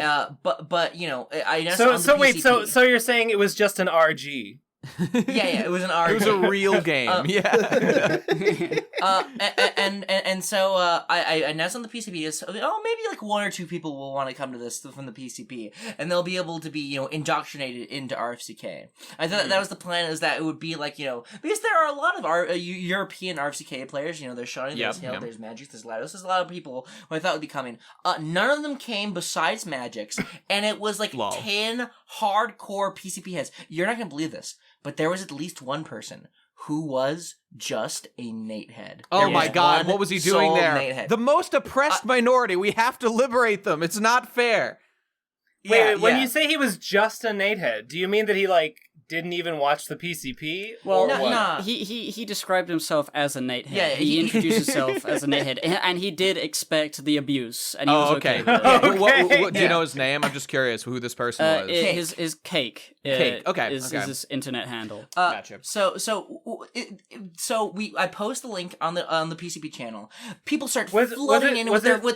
Was it they call him Cake? My favorite huge tits NSFW Twitter artist? That's a terrible. I don't know why you even just said that. That's terrible. Anyway, I don't know. I just wanted to plug my boy. People started flooding in to the meetup channel, and they all had these anime avatars, and they were saying memes, and it was just, oh God, I can feel my life draining from my body, knowing that I was going to have to interact with PCP fans, and it was going to ruin my entire day, having to deal with the antagonistic memers, and the anime avatar wielding motherfuckers who watch the PCP. It was going to be a nightmare. I was dreading it. And of course, Annie Freddy gets called out for being the epitome of a PCP fan on this very show a couple episodes ago. And, I was dreading the entire experience. But we get here, we unload. And immediately, there are people who are like, oh yeah, I'm a PCP head, but, I at the very least, I checked out a little bit of the wiki, I checked out a little bit of, I joined the server and I read a little bit of orientation.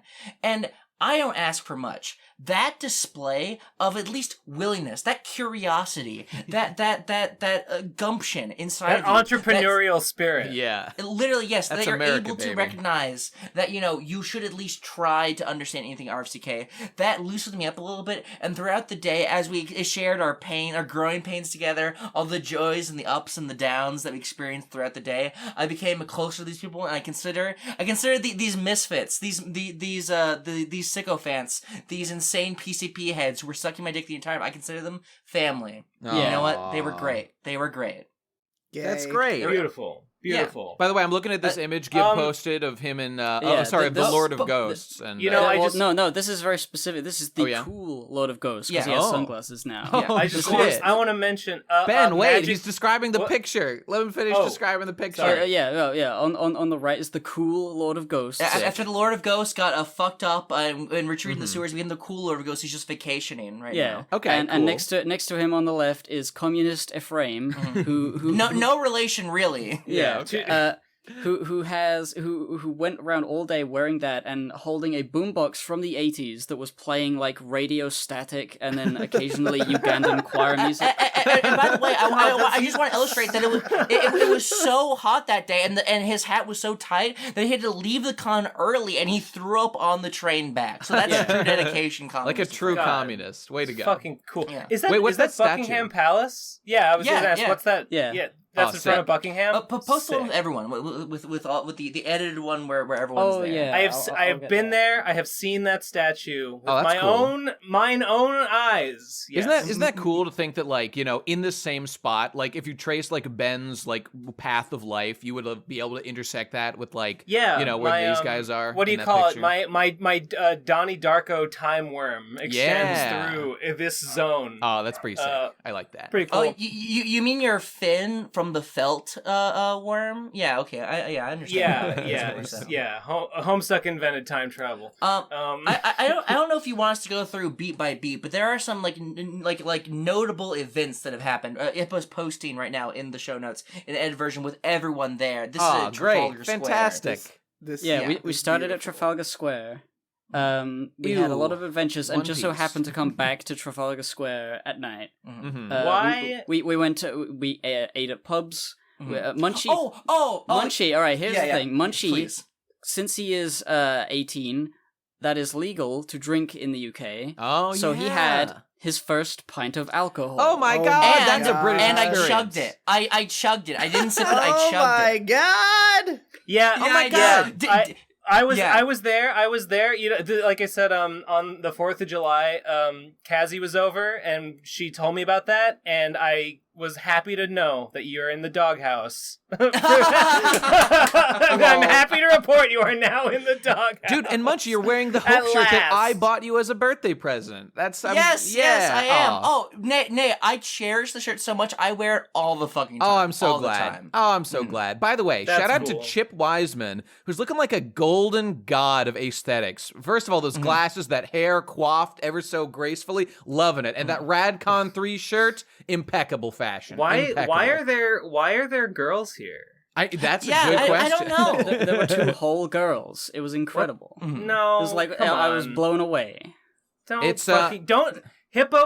fucking sit there and condescend. Don't fucking try and treat me like I'm stupid, okay? Nah, that's great. That's great. I don't recognize their names, so I assume they're lurkers. But that's cool. Yes. That's cool. I didn't recognize a few of them because I didn't don't recognize talk much. any of them. There's a bunch of names. There's a bunch of names I don't recognize here. I knew Joe cool. Swo from chat things and Chip and Mantar. I knew my good friend and refugee exile while, like you from way back in the day, Trackmaster 4, my literal god and son, who has left the internet to do his own things. By left the internet, I mean I just haven't seen him in a while. So that was great. And of course, my right hand man and Brimstone programmer Magix Rampage there works in the game. Magix, by the way, excruciatingly German. By the way, it's you can't really see his face because it's being hidden by Give and Take's name tag. Yep. But he is like literally like craft work.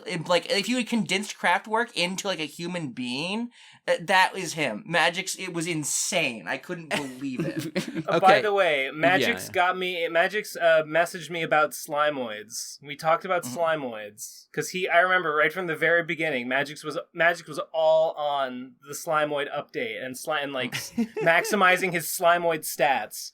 So he messaged me about it yesterday and to talk about like updates, and he got me into the new. New dev server. I didn't realize that development had just like shifted to a new server. I thought it was just dead. I told this to you a while ago, but I can understand that it wouldn't have clicked. Maybe I have. You told me that the new server was for like testing. And I was like, "Why don't?" Yeah, sure. So okay, but whatever. So I'm in there now. Let me give a quick verbal lashing to Farrah Frog, bro. What are you doing, being like the Kirito of the group? Get in there and get some skin-on-skin contact, my dude. You should. What are you on the one hand, I agree, but on the other hand, he looks like a little baby. Yeah, exactly. No, he wasn't actually there. This is a composite. Oh wait, you cropped this in later. Did you Photoshop him in? Yeah. Okay. You know what? Now I see it. Now I see it. Who is that? Cake made this, and he photoshopped the people in who had left before this point. The Nate head making the best content to come out of it. That's what I like to see, my dude. Who is that ghost? Who is that ghost in the pillar? That's got to be Anifred. That's Anifred. Of course. Oh, okay. And at the bottom, of course, you can see that Anifred has been unblocked by the administrator. Oh. So to give more context on Anifred in his journey, so of course he gets called out, mercilessly beaten and shackled and crucified on the PCP. An absolute, like the passion on display there, unrivaled. and so he sets out to not become of what I refer to him as the epitome of our PCP fans. Okay, the worst thing that's possibly be. That's so sad. And so he joined the server. I don't trust him, so I ban him. I banish him from joining the rowdies immediately. Yeah. Okay. Sure. And he says, Munchie, how do I become a rowdy? What can I do? And I said, you have to prove to me that you're not a PCP head. You have to recite to me one event from RFCK history at RFCK CON. Just one. That's all I asked for. And then I'll know that you're not a PCP head. What did he say? The cancer hasn't fully hit you. And so he said, okay, I'll do such. We meet up in the beginning. Anifred comes over. He says, I have a speech prepared, and when I do it, I need you to hold me up so everyone will hear. And I said, of course. I wouldn't plan anything other. Yeah. So it gets later in the day, we're saving for the perfect moment, and we are outside the British Museum in front of like a crowd of people there, like behind us, this like big public square. And then I hold up Anifred, and you are able to see the photos and videos of such Anifred's redemption, where he just reads aloud a wiki article that he had memorized about the food shortages. The first line of which is, after Ben Sane raised his food prices to ludicrous levels. There was a strike conducted. Socialism to at work, ladies and gents. Yeah. Speaking of which, Munchie, I've had this idea this past week. I want to wouldn't it be great? I don't know. I want to make it communism. I want to make communism in RFCK. I don't know. I was thinking about how I could do it. No, shut up. I was thinking about ways that I could do it on the killers only, but I was like, well, would it be unbalanced? I was just thinking about what if we had I don't know, some sort of we just changed how killer slime calculation works so that it was the average of all killers or something, or some fraction of the team the team slime became the functional number or something, or maybe some form of universal basic income where every killer every newly enlisted killer gets a stipend, Ben wants to build his utopia inside of your game. I think it would be really funny. Okay, and also, I literally think it would work and make the team better, and Ben, be proof of that communism works. This is a fascinating point, Ben, because I think I have to say that, like, if you instituted a policy such as that, I think that you would find an organization that is obviously cutthroat capitalist immoral agency, such as Slime Corp, just as we theorize what happened in real life if you were to institute that, this corporation would leave Slime City if you're going to attempt to co-opt their profits. And these are my profits. I can do what I want with my slime in the anarcho-capitalist nightmare that is New Los Angeles City. We're talking about things that aren't terrible right now. We can come back to terrible things later. Yeah. Okay. Agreed. But I wanted to do that, but then I was like, that would be too good. Literally, communism would be too powerful, and it would make the killers so powerful that they could not be defeated. It would be completely unbalanced. I mean, you're the leader of the killers. Do whatever you want. That would be interesting to see, I guess, what happens, as an experiment, if nothing else. Shit, I shouldn't have said anything. I should have just done it. You can cut it out. You can cut this part out. Tell Oblivion. Well, now Munchie knows. Oh, shit. Yeah. Now I'll be able to institute communism faster than you can. Damn it. This idea that no one's ever tried communism is so good. I shouldn't have said anything because it's guaranteed to work when we implement it. No. Damn it. Ben Saint, inventor of communism, needs to protect his intellectual property. Hey, Ben. I sent you like audio content after the last episode recorded. Did you ever get around to reading and listening to that? Wait, you did? Yeah, and you said, "Oh yeah, I'll for sure listen to this." Wait. Okay, sounds like he didn't is the obvious answer. Let's not make this a big whole RFCK thing here. Wait, what was it? It was talking about like history through. No, I did. I listened to all. You of did? It. Yeah. Did you like it? Did you like it? Yeah, I did. I actually listened to a bunch of the ones like in between. Like I listened to the whole series. What is this? What did he listen to? Last episode he was telling me about this podcast called Revolutions. Yeah. And he was like, I think you'd have some interesting bits about the Russian Revolution here. Yeah, I really want to hear more of it. I was disappointed that like the series isn't done yet because I want to listen to the whole thing. The most interesting thing about it was the Paris communes. Do you know about the story about that? Well, like the story behind it. I basically only know what they said about it in this series, and I feel like there's a lot more to it that they didn't get to. I beg you, please let me talk to you about it later. This is outside the scope of this episode now. Okay, but it's really interesting, and it would be yeah. Anyway, that was the most interesting part, and that was what got me. Like, I want to know more about this. But I listened to everything. I will tell you. Yeah. We'll talk about more later. Anyway, and I hold up Annie Fred, he recites his speech, and immediately upon him doing so, I lay him down, I throw him down on the fucking ground, I punt him, and then I unban him from the rest. And so now, Annie Fred is roaming around the streets of New Los Angeles City, a proud rowdy, eager for knowledge, and curious about the history and lore that has come behind him. This is how you do it, guys. This is how you get on Munchie's good side. This is how you become best friends with your god idol, Munchie Shatsky, is you just show any curiosity whatsoever in your fucking all bones of your body. Is you even just try to be a good person. I will shower you in joy and lollipops. Oh, by the way, even more interesting than that is Farrafrog is Annie Fred's friend who was whisked to this con by Annie Fred. And Farrafrog has just become a foil to Annie Fred just because he's his friend. And so now Farrafrog is a huge killer with like mega slimes only trying to destroy Annie Fred's good time. Well, good. Glad to hear. How did that happen? Balanced as all things should be.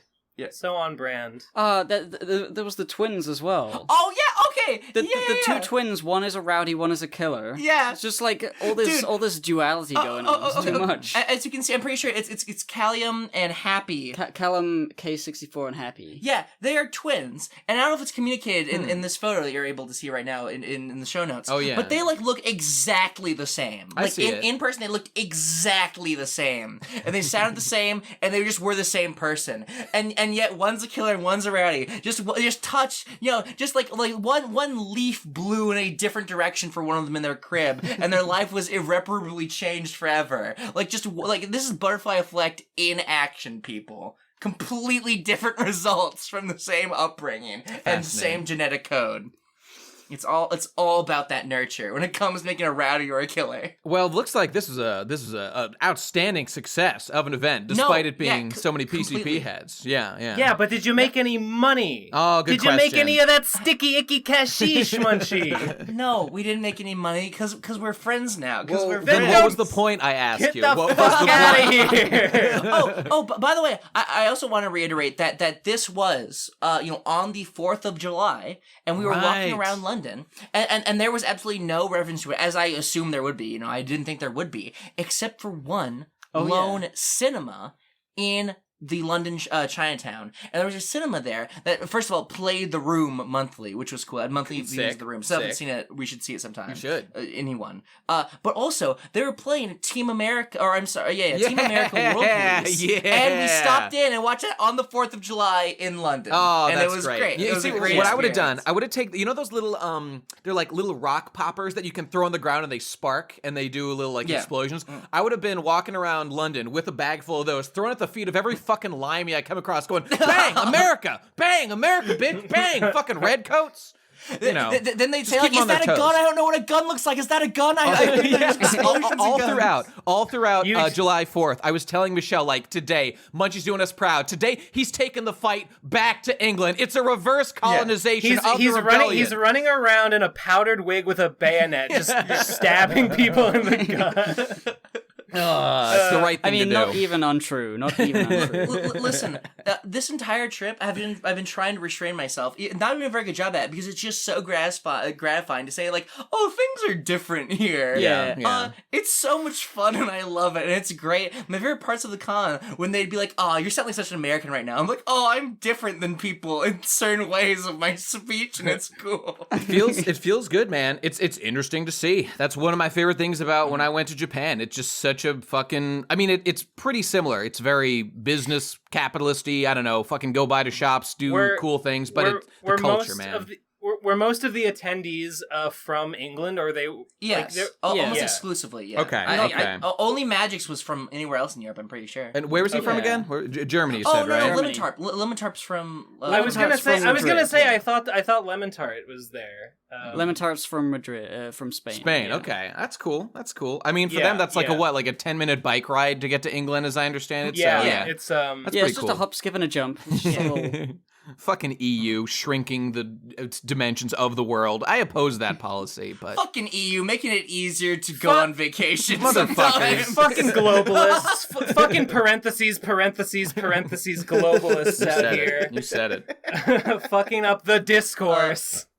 It was a great time. And there's just 1,000 and more things that we could say. It was an action-packed, event-filled day. Yeah, no doubt. Not even just that day. Like the other days that we've been spending. Just doing like loads time of has fun froze. things. We've been doing so fucking much lately. It's felt incredible. It's felt really good.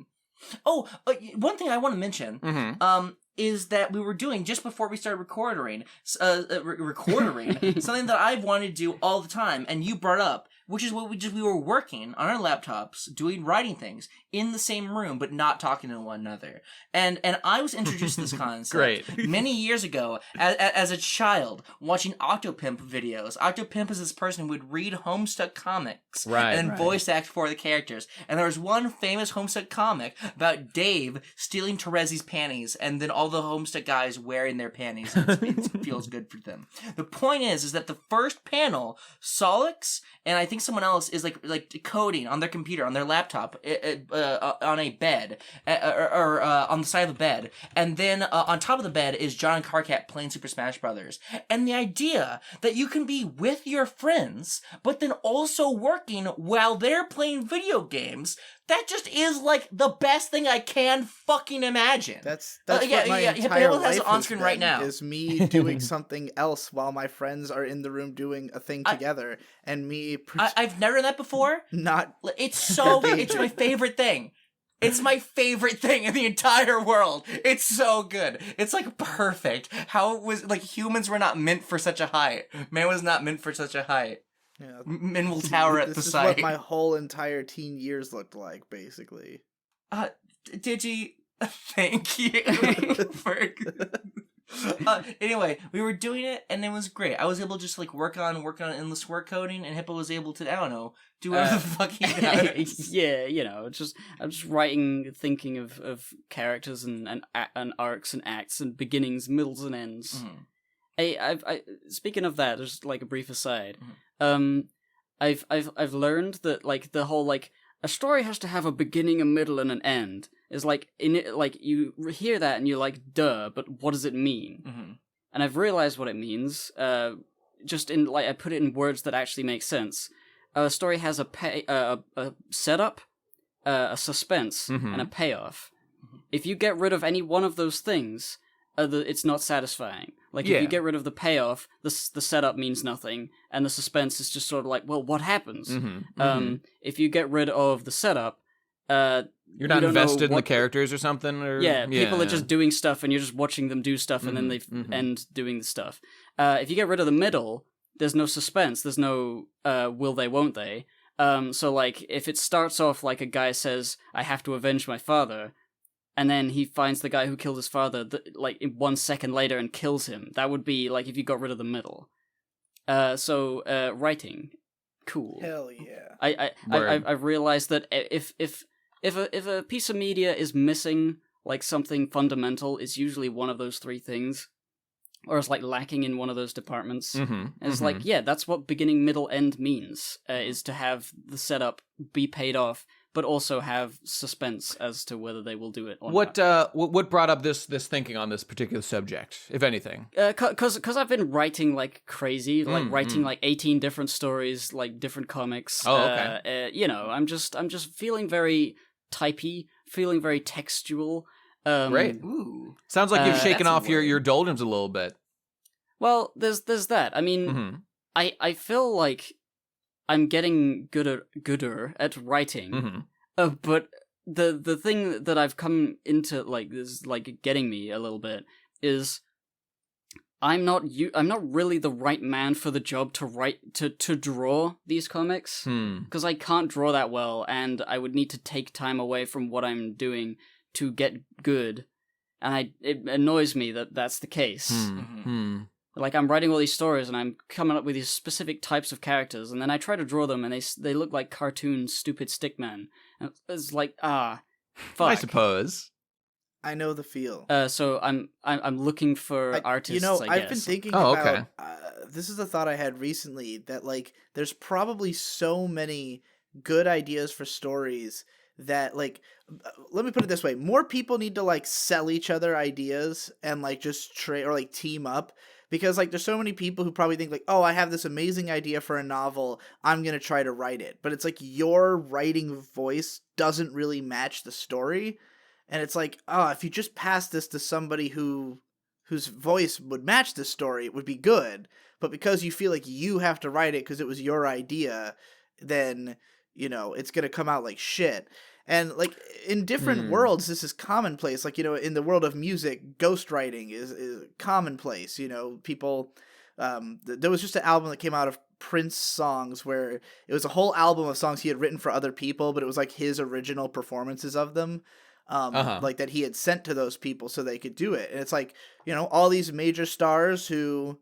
he just wrote songs that didn't really fit his style. Like, they wouldn't have sounded right on a Prince album. So he just gave them to people who it would sound right coming from. And it's like, they're all majorly successful because they match that person's style. It's like, I've had a lot of ideas for stories myself that, like, I can't write because just my writing style it just doesn't match the tone of the story. But, like... It's got some kind of core idea that I want to be communicated, that I wish it existed. It doesn't have to be from me. But at the same time, I don't, like, trust anybody to be able to deliver on it if I don't, like, work with someone closely, know that they're professional, know that they can do it well. And that takes time to investigate, which can be a real wall in doing, even if you're interested in doing that. And even just that's finding people who want to write somebody else's thing, who are actually competent writers, like, yes, I've had people online, like, when I talked about an idea for a story, who are like, ooh, can I try to write that? And I say, sure. And then they do it. And I'm like, okay, well, I could have done better than this. So, like, I'd want it to be somebody who was actually good, but most people who are good want to write their own stories, That's true. You know, I think a part of this comes from excessive pride of people feeling that there's no way that someone else could ever do the job that they want to do 100% on their own. And I heard a great quote that I'm sure is based on like real, actual, like, I don't know, ancient Chinese wisdom or something from Avatar. I was saying this yesterday, but like I was watching Avatar clips of Uncle Iroh, the wisest motherfucker who ever lived. Great show, 10 out of 10, literally perfect. And he said an amazing line that, like I said, I'm sure this has been passed around for generations, but I heard it from Iroh in Avatar. And it was, Zuko was going on about how like, Iroh was saying like, "Oh, you're full of shame, Zuko. You got to get over this, so that you can like, you know, shoot lightning or whatever." And Zuko's like, "I don't feel any shame. I'm as proud as ever." And then Iroh said a genius fucking line that was, "Pride is not the opposite of shame, but is its source. Only by embracing true humility are you able to let go of your feelings of shame." And this, for me, was a very profound thing to think about. And I don't know, I feel like when it comes to like my content creation as a whole, I do think that I'm too proud on a lot of things, and that I don't know, that had a lot of value to me, and I think is relevant to this overall question of like working with other people and allowing others to have any impact on your work.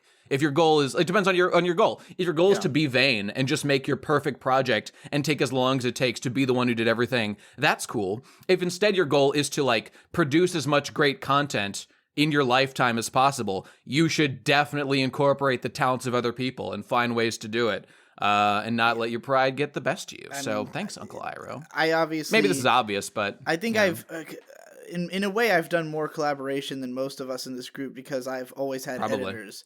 You know, like I had Devu edit a lot of my videos, and like Devu had offered to edit for other people sometimes, and like I know you, Jesse, Hippo, like all of you, like the editing tossed around the idea. Well, it's that for you guys, the editing is so integral to the process of even creating in the first place. Like you have an image of what the finished thing is supposed to look like in your mind already. For my videos, a lot of it is just, I just write a thing and then I look at it and I go, okay, what would I set to this? And then a lot of it, I have no fucking idea. I'm like, oh shit, I did not think about how this would look on screen. So if I pass it to somebody who's good at taking a paragraph and figuring out what to show, then, you know, it's perfect. So that is like what why... ultimately I plan to do with Weagua, because I do not make those with a vision in mind. I want to eventually have an editor Nate, around. I currently have, you know, May edits all the Manga Mondays videos for exactly that reason. It's just like, I just sit in front of a camera and talk about it. She listens to the video, anything, and like, I've also gotten into a style of showing myself on camera so that I don't have to have images for every single second of the video, you know? Yeah. Because it's unnecessary. People don't need that much to pay attention. They just want enough to you know, to shake it up so there's some pacing, to be able to see the thing you're talking about, you know? People are perfectly happy to watch a video of someone's face talking to them. Because it's exciting, especially no editing required. If it's somebody who is, you know, interesting to watch or has a charismatic speaking voice, or if you have a good set, good background, you know. But like, I want the images in there just so you have a sense of what I'm talking about, so you can picture it, you can know what it is, you know, see some exciting stuff. And of course, again, the pacing, it helps with that. Like if there's an image every, say, 30 seconds or so, then you never feel like you're just watching a guy talk. But like, when you try to pack a video with images every single second, it's like some of those sentences just don't have an interesting visual for them, you know? Yeah. So, like... Then you get those retarded, like, super literal, like, and that's what opened the door. Image of door. Slow zoom in on the... Yeah. I think those are funny sometimes, but... sometimes, I mean, if you're, like, a Jack is boy who, like, makes fun of that kind of stuff intentionally, I can get way into it. But that's a lampooning. That's a, you know... So, like, the way that I've been doing the Manga Mondays videos is, like, I will record my review, you know, and then just edit it down, give it to her. She then listens to it, takes notes on like anything I say that should be visualized. Then she reads the manga behind, because like, you know, obviously I have to read it before I do the video. She doesn't read it till after watching the video, so that she can just, while reading, put post-its in the book and then just shoot, you know, all those parts. So it's like, that collaboration, it literally cuts the time, because if I were to do that, like, I don't know what I'm going to say before I read the book. So I can't make those kind of notes. I can't sit there and put Post-its in. I guess if I was like saying, ooh, I'll probably mention this, but like I really don't know what I'm going to say. So it's a lot easier for somebody to go in behind me, and that way I don't have to reread the whole fucking manga. You know, we both get the experience of, hey, we got to read a cool manga. I get to work on a different project and not edit this one. It's just all around. Yeah, keep the pipeline going. Yeah, makes sense. That's why I like working with editors. I mean, that was always the appeal of working with Devu, was that like I could just move on to the next project while he goes and edits that one. I crave that reality. Yeah.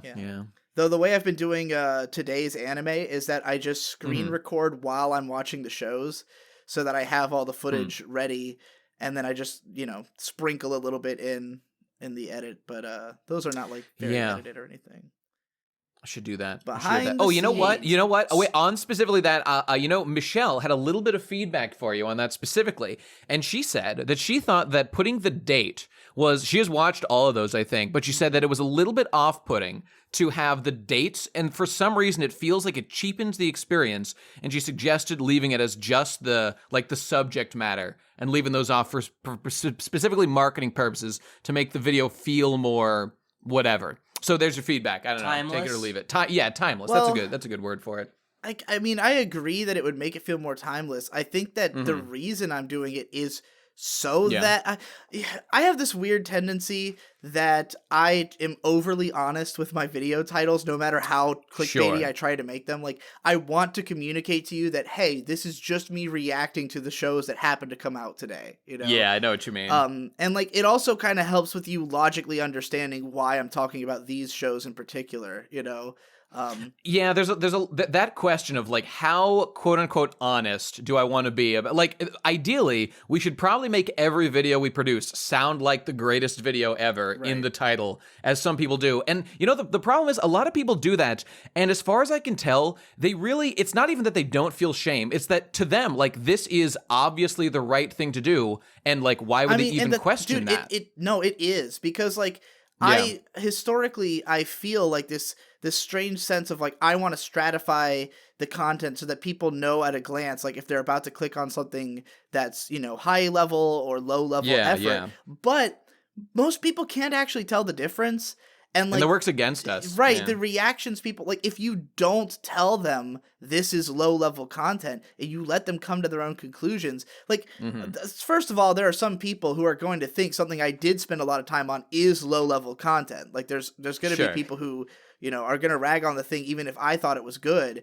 But yeah, and then vice versa. There's people who just, they don't come in with the presupposition that this is an underdone video, and so they end up enjoying it more. So yeah, I definitely agree that putting the dates on there probably does cheapen it.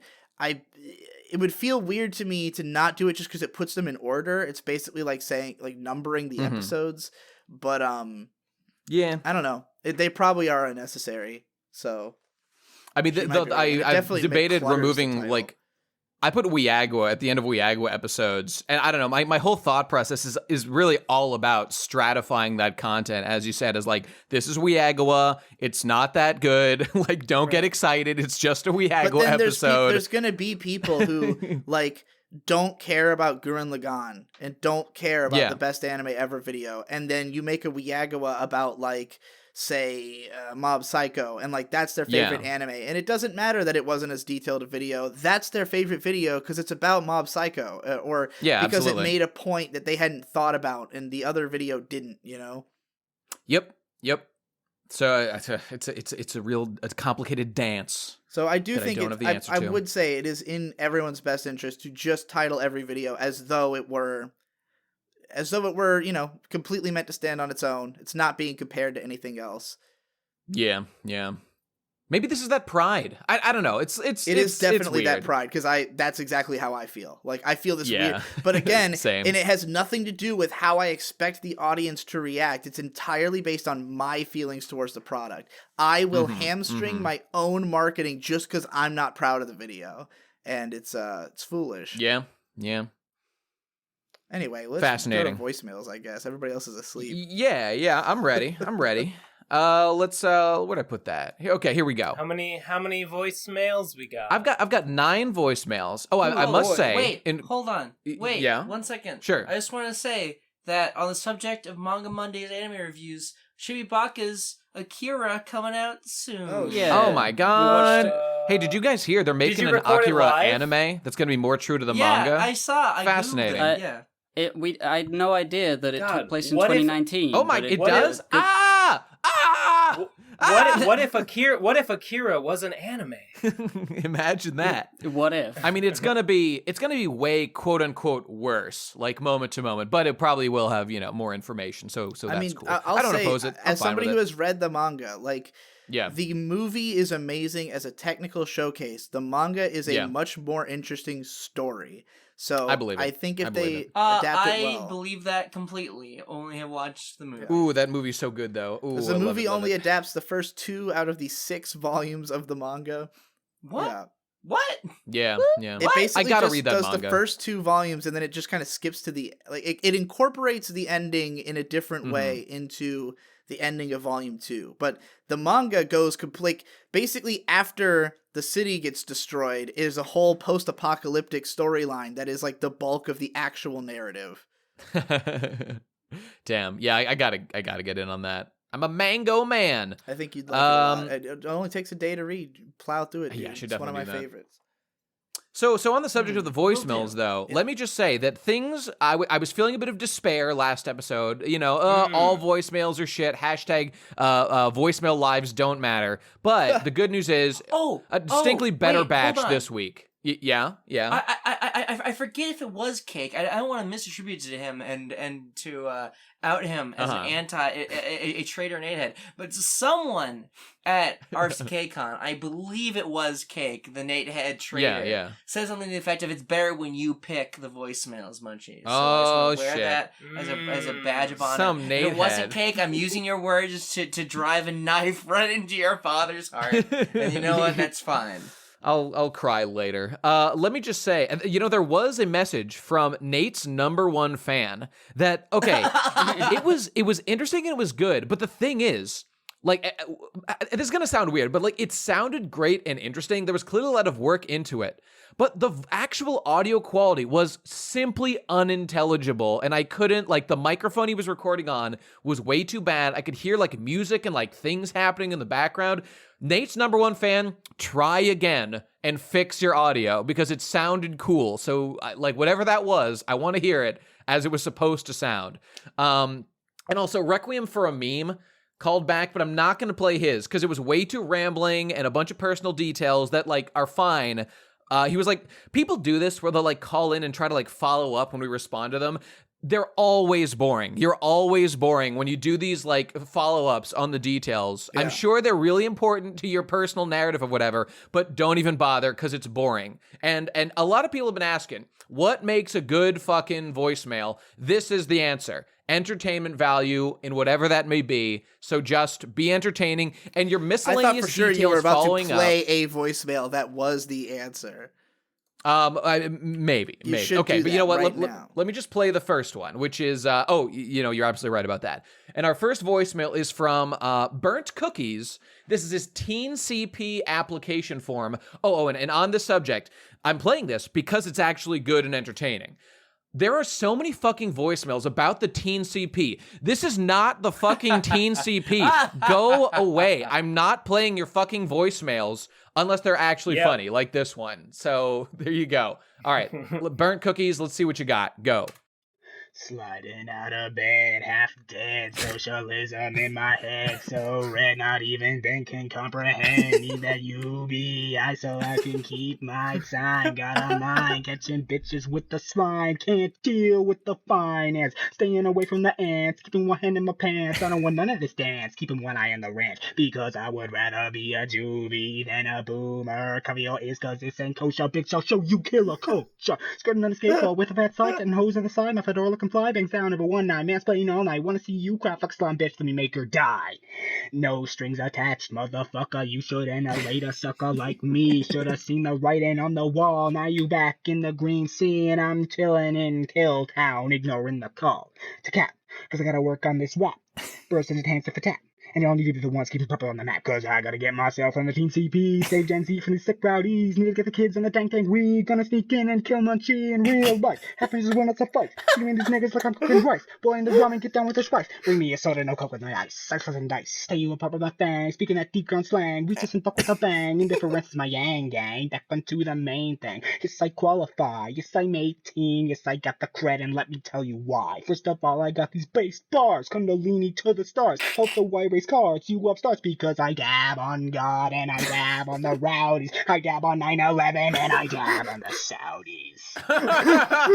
That was fucking awesome. God.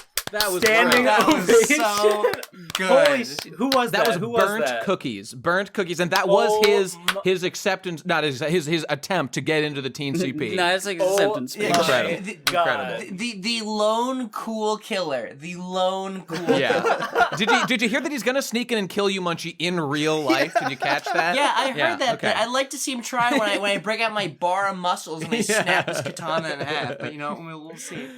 Great Incredible. fucking flow. Boy. Great fucking Yeah, bars. he It killed was it. so good. So good. Cookies, don't worry. Voice Killers Grail. will be communist soon. Yeah, but voice grail. Now, Voice okay. Grail. I think that was. Voice are you Grail. sure we want to Voice be Grail. that? Do we want to Voice be Grail. that Voice loose with our Grail. voice Grail applicants? That That was was- good. that That was was very legendary. good. This isn't loose. Oh, That okay. was the legendary. best like rap I've ever seen on a voicemail. You know what? Easily. Okay, fair enough. All right, burnt cookies. You're in the Grail. You're in the Grail. Burnt cookies. Let me write it down. I'll add you later.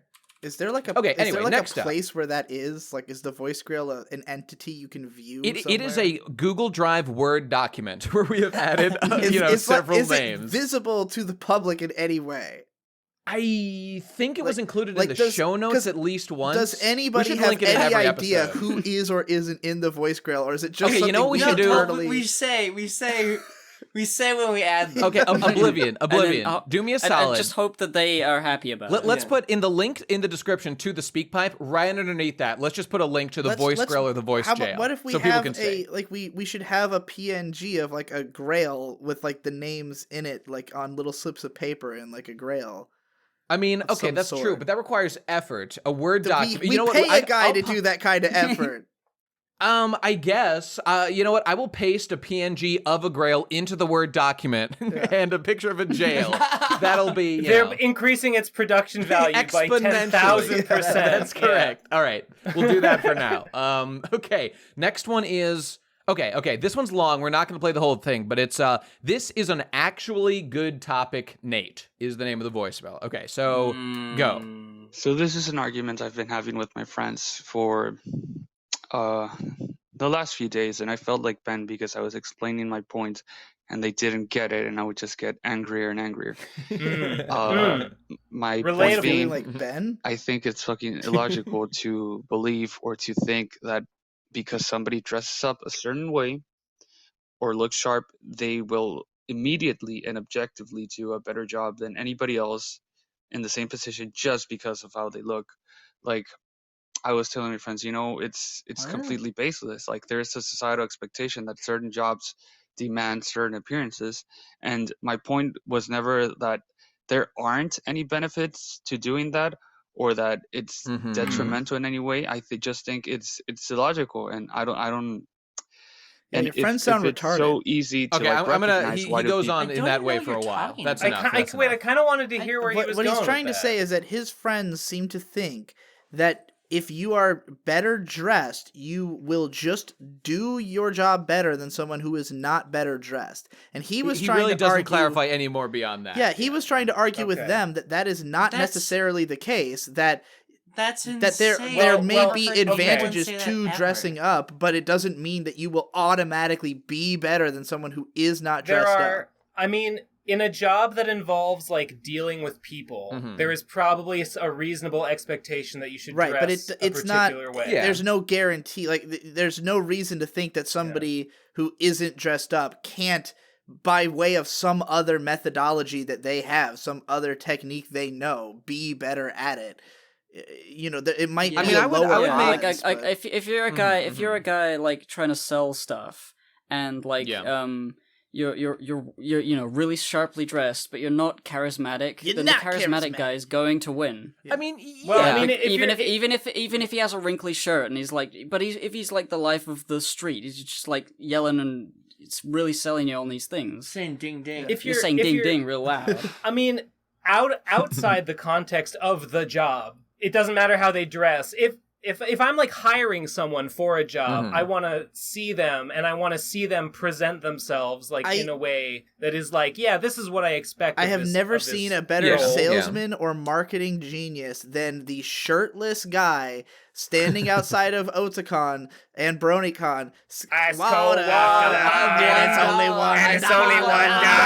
That guy is not dressed up at all. In fact, he is wearing less clothes than most people. Dude, no, he's dressed for the job he wants. Yeah, I would have to agree. He's dressed for success in his field. Have you he's ever heard? Outstanding in his there's field. a legendary moment in. Are you guys familiar with Internet Historians videos?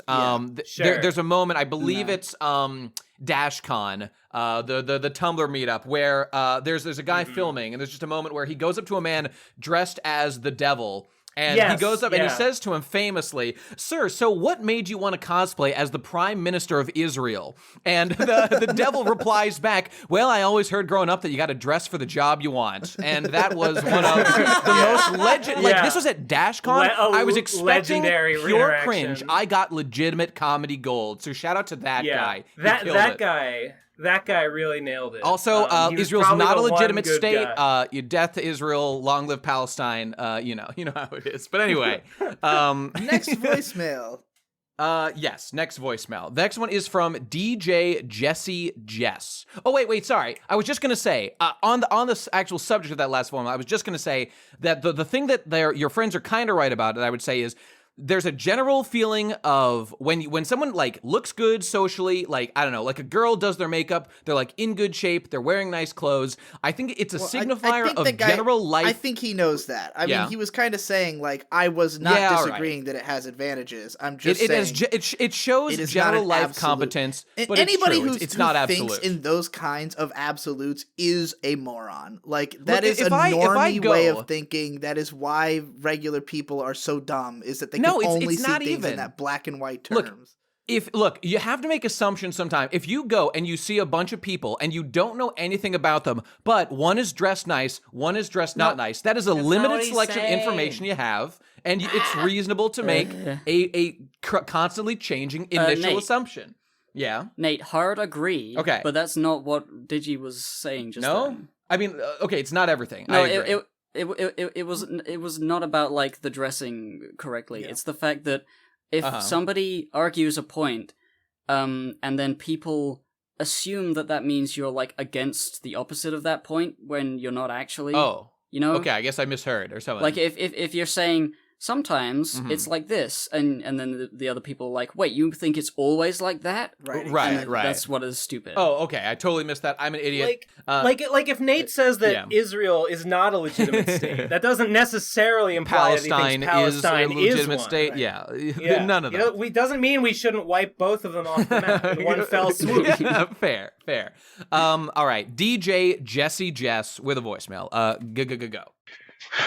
PCP, I need your help. I recently developed a sexual fetish in which I can only get off when I'm having sex with someone who espouses political views opposite to mine. I've been to so many Trump rallies picking up people. My apartment bedroom floor is littered with camouflage shirts and accessories, so much so that when I wake up, I think I'm in a literal forest. When I roll over, half the days, I wake up to find a man wearing nothing but a Lock Her Up t-shirt. CNN is blocked on my cable box, which I actually have, because I need Fox News for the post-coitus cuddle. Recently, it's taken a darker turn.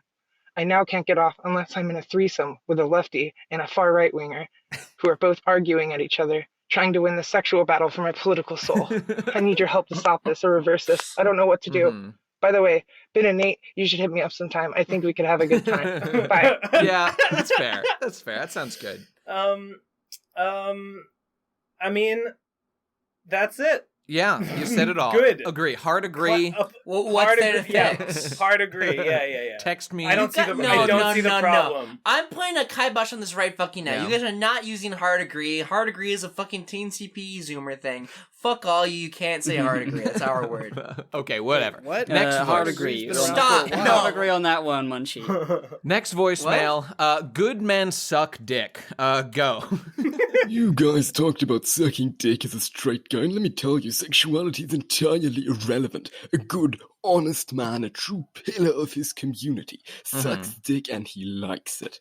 Not because he's gay, though he may be, but for the sheer satisfaction it brings him to make the life of his fellow man more pleasurable. Goodbye. Can I just get a hard agree in the chat?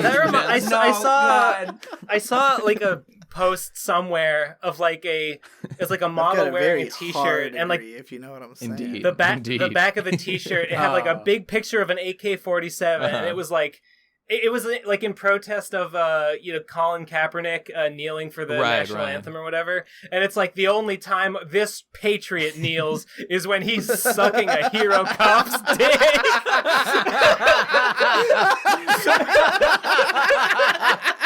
Damn, that's multifaceted. I didn't know which way that was going. I'm not entirely sure if it's ironic or not. It's hard to tell. I mean, it could just be like a gay, Trump or whatever. I think probably, but I'm not 100% sure. It's hard to know. I don't know. Not 100% sure. Like, that feels like something like Milo would wear. Like, he'd wear it relatively unironically, but like for everybody else, I just don't know. Okay, all right, let's check back in. By the way, I love the police. About that, like, hard agree being co-opted, I feel like hard that's disagree sort of, on that. I feel like that's like your parents discovering Facebook, and now you can't use Facebook anymore, so you'll have to think of something new. I've been hearing hard agree TCP. forever. Yeah. This is not a new thing. I know it's not a new thing, but like it's just It's been popularized by the Teen CP. Sure. It's come back into swing. Yeah. The Teen CP owes us their entire existence. I will take whatever they produce. It's mine. It's my literal property. Break off success. All right. Next voicemail. Fucking boomers thinking everything even related to the podcast field is under their It's domain. literally my Jesus property. Christ. That's correct. But let's, okay, next voicemail. So, okay, just as a reminder for everybody, we're going to check in with who wants to be a PCP millionaire. And it's just so you know what we're going in for. This is Johnny Bravo on a trivia quiz show. So that's just clarifying that. Yeah. Know that going in. Okay. Oh, yeah. And here we go. Ready, set, go. Welcome back to Who Wants to Be a PCP Millionaire, hosted by yours truly, Riddle My Ass Batman. Yeah. John, are you ready to continue? I'm ready to continue as much as I'm ready for a woman to finally love me. Ho ha ha. Sad but true. Okay, question 2. Who is holding back the Max revival of T-BAP, also known as Two Best Birds, Bitch About Politics? Is it A, Best Guy Ever? Don't need another answer there, Riddle My Ass Batman. I'm going to go with A, Best Guy Ever. B, correct. Question 3. What does the PCP want from the voicemails? Is it A, hold on about this, sweet cakes, no one knows the answer to this one. I'm going to have to pull the PCP on this one. Okay, Johnny, you do have 30 seconds to talk to the PCP directly. Your time starts now. Hello, PCP. My question for you, this is Johnny Bravo asking you, what do you want from the voicemails? What do you want from the fans, PCP? Do you like this long-form content like this? Do you like songs? Do you like relationship violence? Piano solos? What do you want? Question, honey. Mama, would you just let me finish my answer? Finish my question. I'm sorry, baby. Go on with your meanderings. Beep. Sorry, Johnny, that's time's up. Oh, but I didn't get my question answered. Maybe you'll see it. You'll hear it next time on the PCP. And speaking of which, tune in next time on the PCP. Like, tune in next time to find out what happens with Johnny's answers. Same PCP time, same PCP channel. What do you like in your voicemails? Do you like relationships? Do you like songs? Do you like relationship violence? Relationship violence. A little bit of all. Okay. A little mix. Hey, PCP, I just beat my wife. Wait, okay. Real nice, man. I have a message directly towards you. Can you please perform a musical cover of 1-2 Oatmeal for me? I feel like it would go well with your voice. Oh, yeah. I don't know that. Do that. I don't know that one. You'll know it soon enough. Okay. I guess I think we're supposed to answer his question. I said this before. This is what I was thinking of. I think. What do we want? Entertainment, entergagement, really. As long as the entertainment and the we want to be entergaged. Yeah, that's. We want to be entergaged. We want creativity. Absolutely. But also stupid relationship questions are funny. I'll be absolutely also. clear. If it gets a laugh out of me, I'm almost guaranteed to play it, whatever it may be. That's my number one priority. Beyond that, I don't know. It's just an interesting creativity. question. Like, you can't just like someone playing the piano is funny. Like, it's not funny anymore. It's not funny anymore. Yeah. So watch as like the next voicemail has someone playing the piano. I just anything else? Oh, I gotta delete one real quick. Just follow your heart. Just follow your heart. Potential voicemailers. I would say don't be dispirited if we don't play any individual one, even if you thought it was good. I just keep trying, and like if it's good, it will get played because there's not that many. I play all the good ones basically, and it just happens to be between like 5 and 10 most times. I probably called into Biggest Problem in the Universe / The Dick Show like 11 or up to 15 times over the course of like 3 years before I finally got played on the show. After I had already been a guest on the show several times, it still took me another year to get a voicemail that was funny enough to get played on the show. And then I nailed the formula and got played twice. So nice. Just Whereas keep Devu was one practicing. and done, as I understand. Devu was in and out. What a legend. All right, next one. It's unironic gang weed guy. Unironic gang weed guy. Let's hear what he has to say. Okay, go. Attention, fellow gamers and gang weed members. I have heard past voicemails about one-itis, quality woman, and guy with generic problem number 137. Is this the examined life of gaming? Gentlemen, Have we learned nothing from best anime ever, Tengen Toppa Gurren Fuck women, and honestly just work on yourselves and let an actually good person come into your life. Screw the Yokos and wait for your Nias. Gamers, I have essentially had to give up on Veronica. She has been with Chad for over a year and is obsessed with him. Why even bother with her just because she has huge shits? She probably has a shit personality and has been brainwashed by the government, media, and corporations. Yeah. All that matters is being able to say the N-word. Fucking it. Veronica sounds like a total neoliberal shill. Yeah, so not a fan. I would agree with you on that. Yeah, man. Just fucking wait. Just wait. Just hang out. Just chill out. Just don't worry about it. Let life provide you opportunities as you are doing shit to make your life better, and don't ignore them. Just seize the opportunities when they come to you. That's what most people did throughout history. It's not a bad strat. And if you feel more desperate, then that's fine. Devote some of your day to go meeting people. The one thing you can do to make yourself the best you can be is go to church. Start going to synagogue. Oh, yeah. And you're bound to meet the ladies in temple. It works for me. Salam Malaika. Little mustache.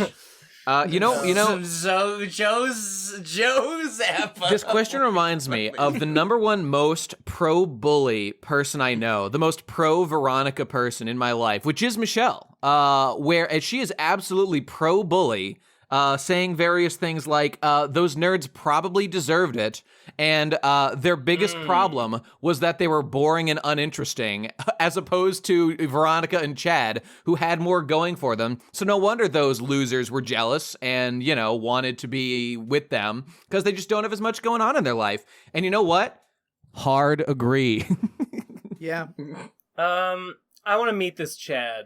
I bet he's not all he's cracked up to be. Oh, no. He's more than you could ever possibly imagine. Shit. Okay, all right, whatever. Next call, let's go to adaptations are always bad. Okay, go. So I was recently talking about different adaptations with my friend, like the idea of taking like sequential art, such as like comic and mangas, and making it into like films and TV series. And just from like talking to him, and this is something that I know that I felt in the past, he really stressed like this inherent value of having like a movie or a TV show based on the thing you like and it being good.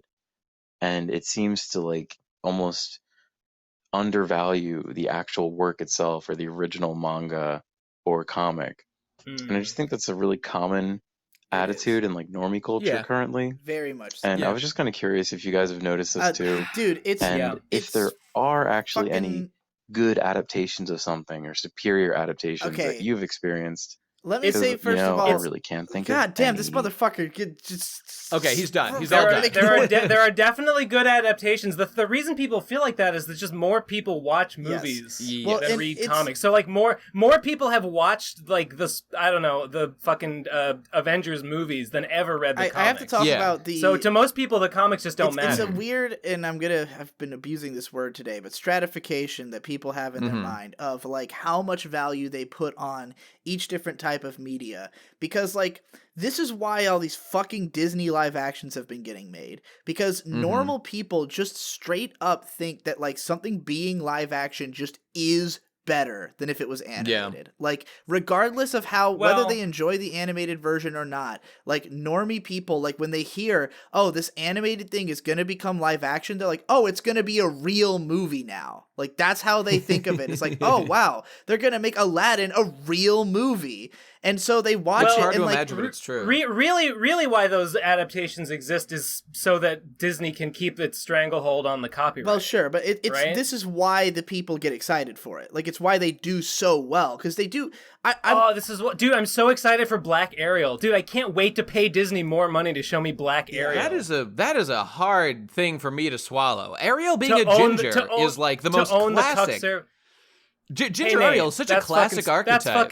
That's fucking stupid. Why? But anyway. Why is that stupid? Because who fucking cares? I mean, her whole family's going to change race now because, I mean, you know, her dad... So what? Hey, guess what? The movie's going to suck, and if you see it, you're an idiot regardless of how her fucking hair color is. It's a story from, like, isn't it from, like, Greece or something? I don't know. It's French, I'm pretty sure. Oh my god, my historical accuracy and my fucking fantasy mermaid movie. It doesn't matter. Don't look at me like it's weird of me to feel like, well, that's a weird reinterpretation of the character. It is weird. It is weird of you. So what if you're the weird one? Would I be weird if Rapunzel was black? Like that's such a core feature of the character. Her long blonde hair. Why is it so crazy for me to be like Ariel being like a redheaded white chick? Is just what I've come to expect. That story just would not work if the hair were black. I'm sorry. It just wouldn't make any sense. Like it would just strain my suspension of disbelief too much. Are you being sarcastic or are you being serious? Of course I'm fucking being sarcastic. What the fuck is wrong with you? Look, Jesus. I mean, what is your objection to my feeling that this is weird? Is it not weird?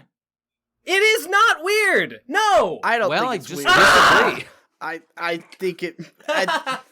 anyway, beside the fucking point, the movies are garbage, and they only exist because people think that live action is just inherently better than animation, in the same way that people think that animation is inherently better than non-moving comics. People just straight up don't have a respect for those other mediums because they just see no value in it. Like they see it as like, oh yeah, sure, a manga can be good, but an anime is automatically better unless it's like obviously bad, you know, unless there's something really wrong with it. People will always be more excited.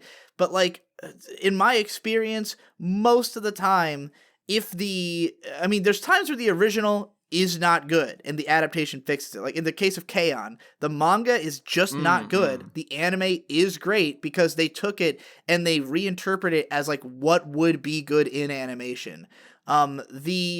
There's plenty of cases where like the original story was already like as good as its medium could get, and then you translate it to something else, but it's not as good as that medium could get. So you end up with something where it's like, okay, it's theoretically adding all these extra facets to it should make it have more opportunities to be great, but it also adds more opportunities to fail. So if, you know, for instance, an anime that just came out this season, Fire Force, I love the manga because the artwork is fantastic, it's paced perfectly, the images flow into each other well, the choreography is perfect, and like the anime has certain bells and whistles that are nice, you know, you got music, voice acting, color, you have like certain action scenes that are really beautifully animated, but the backgrounds look like shit, and that's just a problem the manga never had.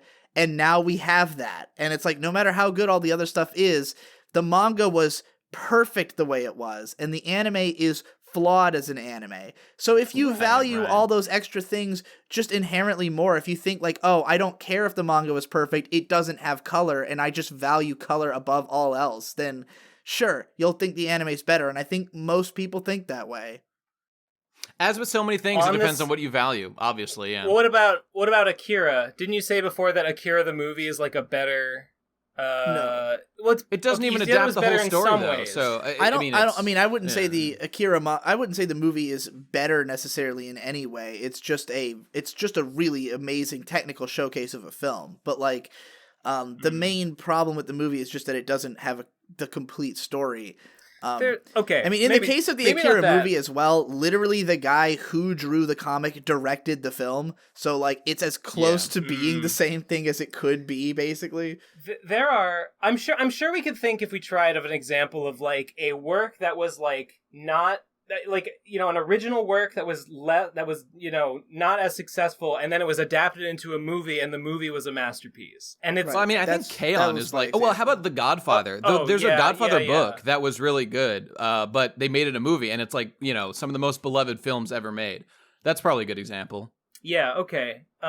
So... Because, I mean, I would say that, like, people really like the book. I've never read it, but I have seen the movie. And it is, like, some of the best movies ever made. But does that make it better than the book? I'm on record. It's just different. I'm on record. Yeah. I think that originality is worth a lot, and I think that in a certain way, the original will always be superior to an adaptation, in that aspect. I think it's possible to improve. It's possible to make a superior adaptation.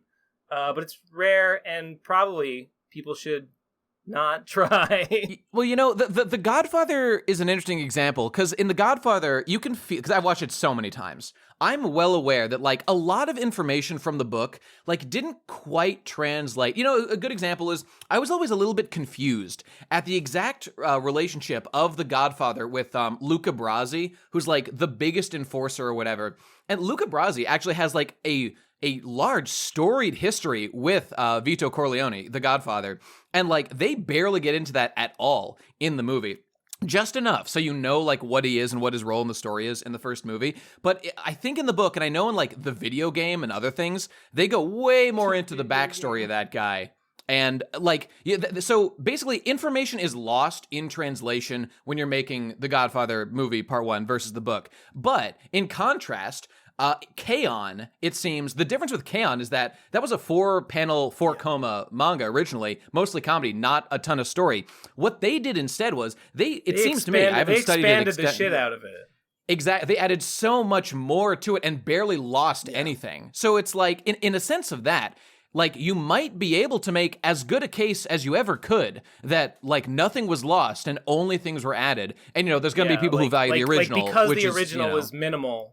Exactly. There's, like, a lot of it is functionally original material. I mean, which is... it'll always come down to, again, what you value. I mean, some people are going to say they like Game of Thrones more as a book. Some people say they like it more as a series because it is, you know, what each one has over the other is so different that, you know, you could easily make the case either way, and both are good. Anyway, that's enough of this fucking goddamn voicemail. I just want to, like, briefly touch on, like, the whole Black Ariel thing, because I've been pondering it in the background. Okay. Let's fucking get into it. Well, I feel like, you know, like, Nate's problem, I guess, is, like, black Let's people... not use the word problem. Okay, it's not a problem. It's just, like, you say it feels weird. But, like... Yes. Mermaids and, like, magical long hair doesn't exist. Like, these are fantasy films. So, like, you can make them the right hair color for, like, marketing. You could make her be black and have red hair in Little Mermaid. I mean, okay. I mean, I would say that her having red hair is not, like, an essential aspect of the character, nor is Rapunzel being blonde. It's not. But point taken. Yeah, I mean, and it's, you know, I mean, they may do it for marketing. I haven't seen anything of this. Well, I mean, can I just raise? Let me cut to the. Okay, you finish. But the thing is, like, the race, I feel, does not really mean anything in these fantasy tales because mermaids do not exist. Doesn't matter what her hair color is. I agree. And the reason it feels weird is because you know her to be a white person from the time when you watched the original movie, and I'm like, the only time a race does matter is in a story about racial differences. Okay, guys, live-action remake of the Black Panther, but they're white. Ooh, I mean, like that movie. Pretty strange. Pretty strange. I think, some people were joking about that would be like I mean, that... Okay, I haven't seen Black Panther, so take this with a grain of salt, but I just feel like that would change the tone of the story a lot. That would change the context of it a lot. Would. Probably. I mean, there is actual racial subtext. I mean, you could have a theoretical country like that is Wakanda. That's doesn't happen to be black, happens to be all white people. Like, but in Africa, the story's the same. In Scotland. I suppose maybe you could have the exact same story, but the context the movie exists in would be. Well, that's true. That would change. Lot different. Well, let me just clarify my point here. It's just that this has been on my mind a lot, like these reimaginings and whatnot, because I'm making a WEAGWA that will be out by now. That's literally about Tifa and how I just don't like how they're making minor tweaks to her bust size and her outfit, and this annoys me as a fan. Like, it's not that they're making like Disney presents a new mermaid story. What they're literally making Little Mermaid, but live action now. My brain thinks, oh, I know what Little Mermaid looks like. Oh, a black chick? Well, that's not what originally was there. That feels a little, that's a change. So here's a question. That's the only Why reason wasn't I think Belle it's funny at all, because the thing is, Little Mermaid, it's a John Christian Andersen. What's his name? Is that his name? Hans Christian Andersen story. So it's been adapted 1,000 billion times. Ariel's looked different in every different adaptation. It's only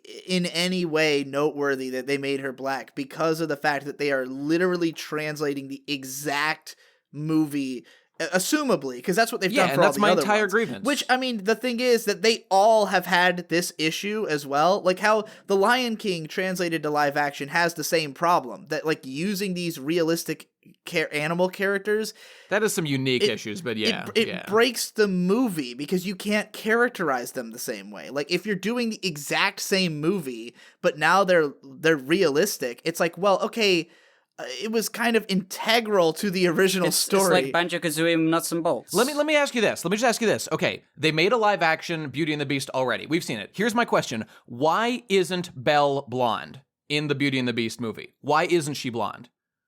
Because the original had her with brown hair. Here's my other question. Why does Belle wear a yellow dress in the famous Dance with the Beast scene? Why does she wear a yellow dress? Belle could have been... Because she did in the original. So am I crazy to be like, let's fill in the blank of why isn't Ariel a fit? It's just the same logic. It's the same shit. Would you think it was weird if Belle was blonde?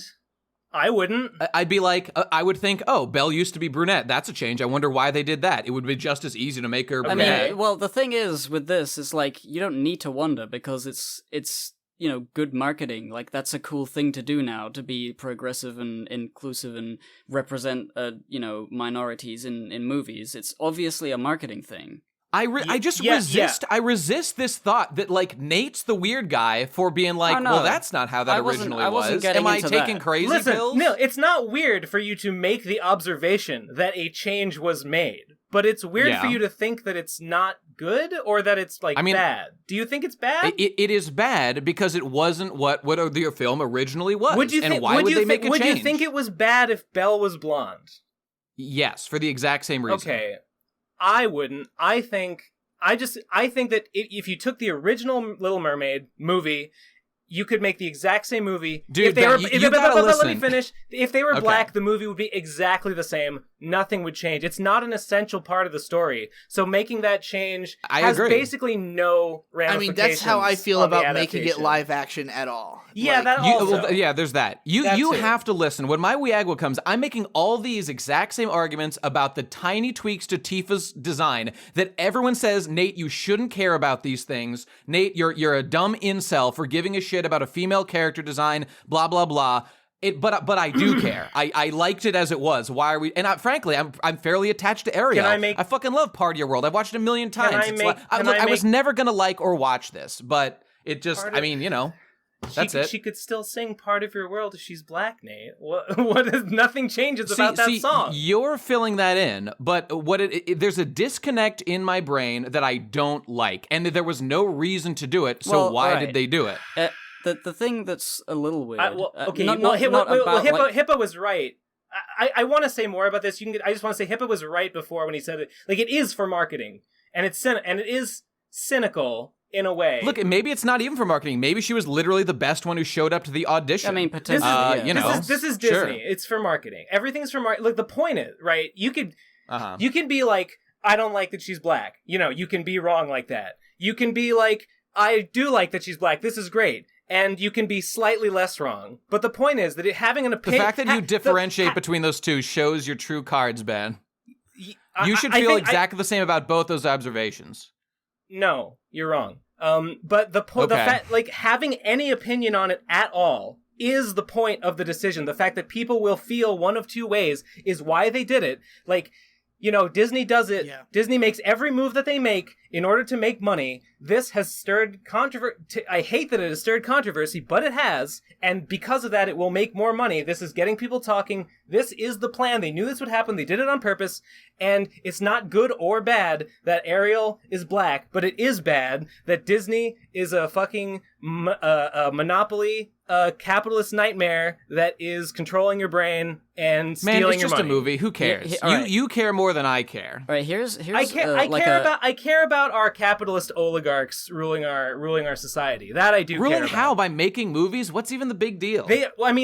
They've shaped the discourse now, right? Or no, they're capitalizing on it, right? Like they'll continue to profit off of the fact that we feel so strongly about this by making decisions of this sort. And here's an interesting thought about that. I feel infinitely less strong about this issue than I do about minor tweaks to Tifa's design, which I utterly despise. So that's where I'm at. Okay. I think I would argue about that as well. But maybe I'm sure you would. Not the time. Her original model was like 7 polygons. They had to change the design. Oh my god, Ben, enough polygons. Listen to my video.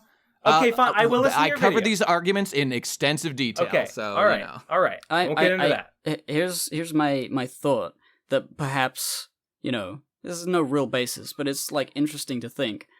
Mm-hmm. The doing the marketing gets the money, you know, the appeasing crowds that, you know, like this sort of stuff, and it's good to be representing people because it is unusual and it is a progressive thing. In a world where now it's just normal, like to remake something with any race character, and it's no longer a marketing gimmick that Disney can do, would they stop doing it because it's not as profitable anymore? Yes. I would. Yeah, probably. They would. Really they would stop anything if it wasn't profitable. I mean, not significantly more profitable. The obvious choice, if you're remaking The Little Mermaid, is you get someone who generally looks like Ariel. That would be probably your first instinct. You can do something else, but then, you know, you've got whiny old fanboys like me who are just like, well, why the change? This is my question. Why the change? And, you know, marketing, like you said, that's clearly the answer. But that would be the answer no matter what. That would be the answer no matter what race Ariel was. The answer why would be marketing. It would be because it makes the most money. That's just the thing that really annoys me about like the representation when it's used for marketing, for money, for profit.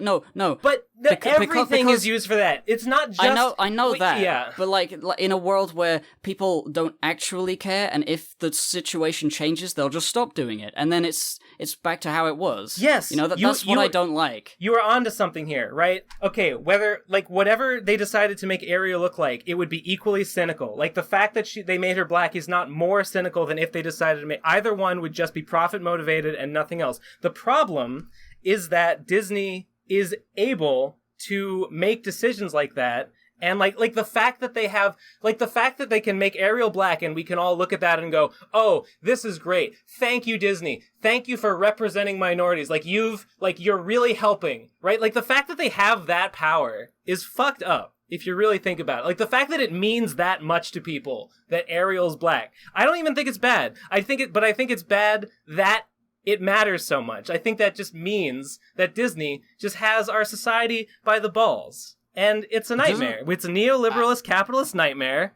And we live in hell. Dude, hard agree, Hard agree. You have a much more pessimistic view of life than I do. Thank you. Okay, let's get the hell out of here and on to our next voicemail. By Cooking Bad. Okay, go. I've called in before with a simple message. Hello, Fresh Bad. Cooking good. Everyone can do it. It's literally easy. Yay! But after seeing Munchie make ramen, I have to renounce my previous stance. Boo! Maybe some people just shouldn't be allowed to cook. Ever. At all. What? No. It's a sad world we live in, and there's really no reason to make it any worse. He saw your disgusting peanut butter ramen and is rejecting it at a visceral, physical level. Wasn't that a clusterpunk kitchen recipe? Yeah. I don't know. Well, I guess you found it offensive. It was Hell No Fresh. Yeah, it was Hell No Fresh, who was in the voice Grail for his contributions to the show. He was, I think, the very first person to voice Grail. Well, once fucking Real Mass Batman was on the trail before that. But okay, my audio kind of cut out at the end. Did he give a reason why I was bad? He did not clarify why. I think he expected it to be obvious, which I assume was that peanut butter ramen looks gross, is my guess. Okay. It just sort of looks like a white sauce almost. It was nice. There is food that can be tasty and delicious, but look like absolute shit, right? Yeah, like, I don't know if you have this conception, dude. I don't know if you've ever heard of food that looks weird but tastes good. I know it must be crazy. Sometimes you can have food that is just like a brown slop, but it's like a robust umami sensory overload. Curry looks like a nightmare. Happen. Curry looks disgusting, and it's Curry delicious. Looks fine. I mean, it just looks like some brown sauce, soup. Yeah. Doesn't look like I think it looks pretty gross. I'm just saying ugly food can taste good. Well, that's what I'm saying too. And I think that's on brand for Clusterpunk Kitchen. I think you should strive to make your food as ugly as possible. Kitchen. I'm very enthused. That's where the ramen recipe, right? Didn't Clusterpunk Kitchen call in with a recipe for peanut butter ramen? No, that was I think so. It was Hell No Fresh who did that. Wait. Was it? Okay. Or maybe he had a show called Clusterpunk No, Kitchen. isn't it? I forget. Take a bite, change your life. That's the right. Am I crazy? Am I fucking crazy here? I think that's right. People. I have no idea who you're talking about. So. No. You I know who remember. he's talking about. Yeah, it's like the guy who speaks really slow and is like, "Take a bite, change your life." Like that guy. You've been on an episode. I feel like me and Ben are like from alternate realities right now. We've got Bear Stain and we're in each other's. We got Mandela effect. We got Mandela affected. Yeah, and we now neither one of us know what's happening. Okay, well, glad we sorted that out. Let's get to our last voicemail. All right, brace yourselves because we've got another call from Wacky Wavy Inflatable Tube Man. # no voicemails matter. Okay, let's bring it home. Go. Oh God.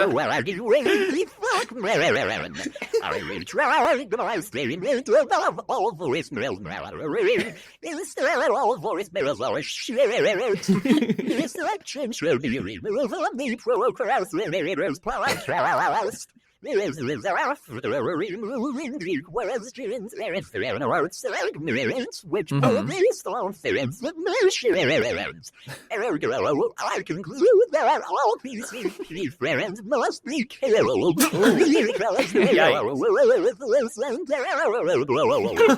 you see me on the street, watch out.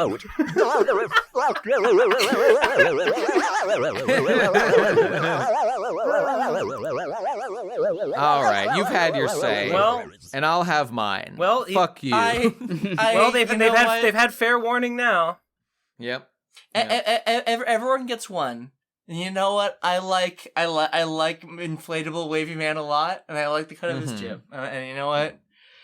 I'm sorry that I'm encouraging shit voicemails, but you know I like that guy. So good job. I'll tell you this though, the audibility is a factor, Mr. Wavy Man. So you're on thin ice in the future. I can't guarantee. It's just barely comprehensible enough. Yeah. It's just right in that cusp. Like that other guy. guy. Like half of it isn't, but like you are able to clue in what he's saying based on like the other half, you know? Yeah, that's true. It informs the other pieces cause language and shit. Yeah, okay, there you go, everybody. That's the voicemails. Watch out. If you see like on the street, you're driving by like a car dealership and you see one of those wacky wavy inflatable tube men listening to this podcast, watch the fuck out. Duck into an alley. Don't let him make eye contact. Or try to crash into him with your car. Take him out and save your fellow listeners. Do whatever it takes. Highly recommended. I guess that's it. All right, Hell we're done. yeah. We're done. That's it for today. Hey, lads, you know what you should do? You should go to patreon.com/theprocrastinators. Give us $1 and be in the Discord. Give us $5 and get the bonus episodes, of which there's 27, including the most recent summer cast. Oh, it's summertime and the water is hot. And I'm and sweating. I'm loving it. And if there's any sweating any PCP member who you are not subscribed to every channel they have, you're not a true fan. You got to watch all the content from everybody. Yes. Or else you're gay. Indeed. Yes. Watch check out that feed. Someone was, I think they were talking shit about me. Apparently there's more than one place where there's a PCP content feed where like all our shit gets pumped into besides just the Patreon Discord. But the Patreon Discord's the place to be anyway. And you get to give us money. What a privilege. Go follow me on Tapastic and Line Webtoon if you'd be so kind. Use every link that's in the description. Posting all my shit there. Yeah. Oh, by the way, update from the summer cast. I did go to a water park since then, developed a wonderful tan, and I'm looking like a bronze god. Oh, God. Oh, Yeah. God. Nate, okay. My water park story is so vast and great and just so filled with terror and peril that like it will have to be an entire segment next episode. I'm so remiss that I didn't talk about it this time. Okay, we'll talk about it next time. Oh, God. You guys gave me PTSD in such a terrible, visceral way. I'm so much I will in talk pain glowingly about my experience. I can't wait. Yes, I can't wait. for those who aren't aware, the most recent bonus episode was about summer, and that is what he's referring to. Yes. Yeah. So many go subjects pledge include water parks. to the Patreon so you can listen to it. Me and Nate both went to water parks since the previous recording of the PCP, or did we? And you'll have to find out. You'll have to find out next episode. Oh my god. Okay, I'm hyped. I'm excited. Follow us at TP Crastinators on Twitter. Updates, releases, etc., etc. Good place to be. And that's it. That's it. Thanks for listening, everybody. See you next week. By the way, this episode went on so long, so it's Pushback Gay for a Day premiering. Haha, that's really funny. Oh, Haha, yeah. Bye. Click on Bye. that shit. Go watch it. Okay, see you later, everybody. Bye!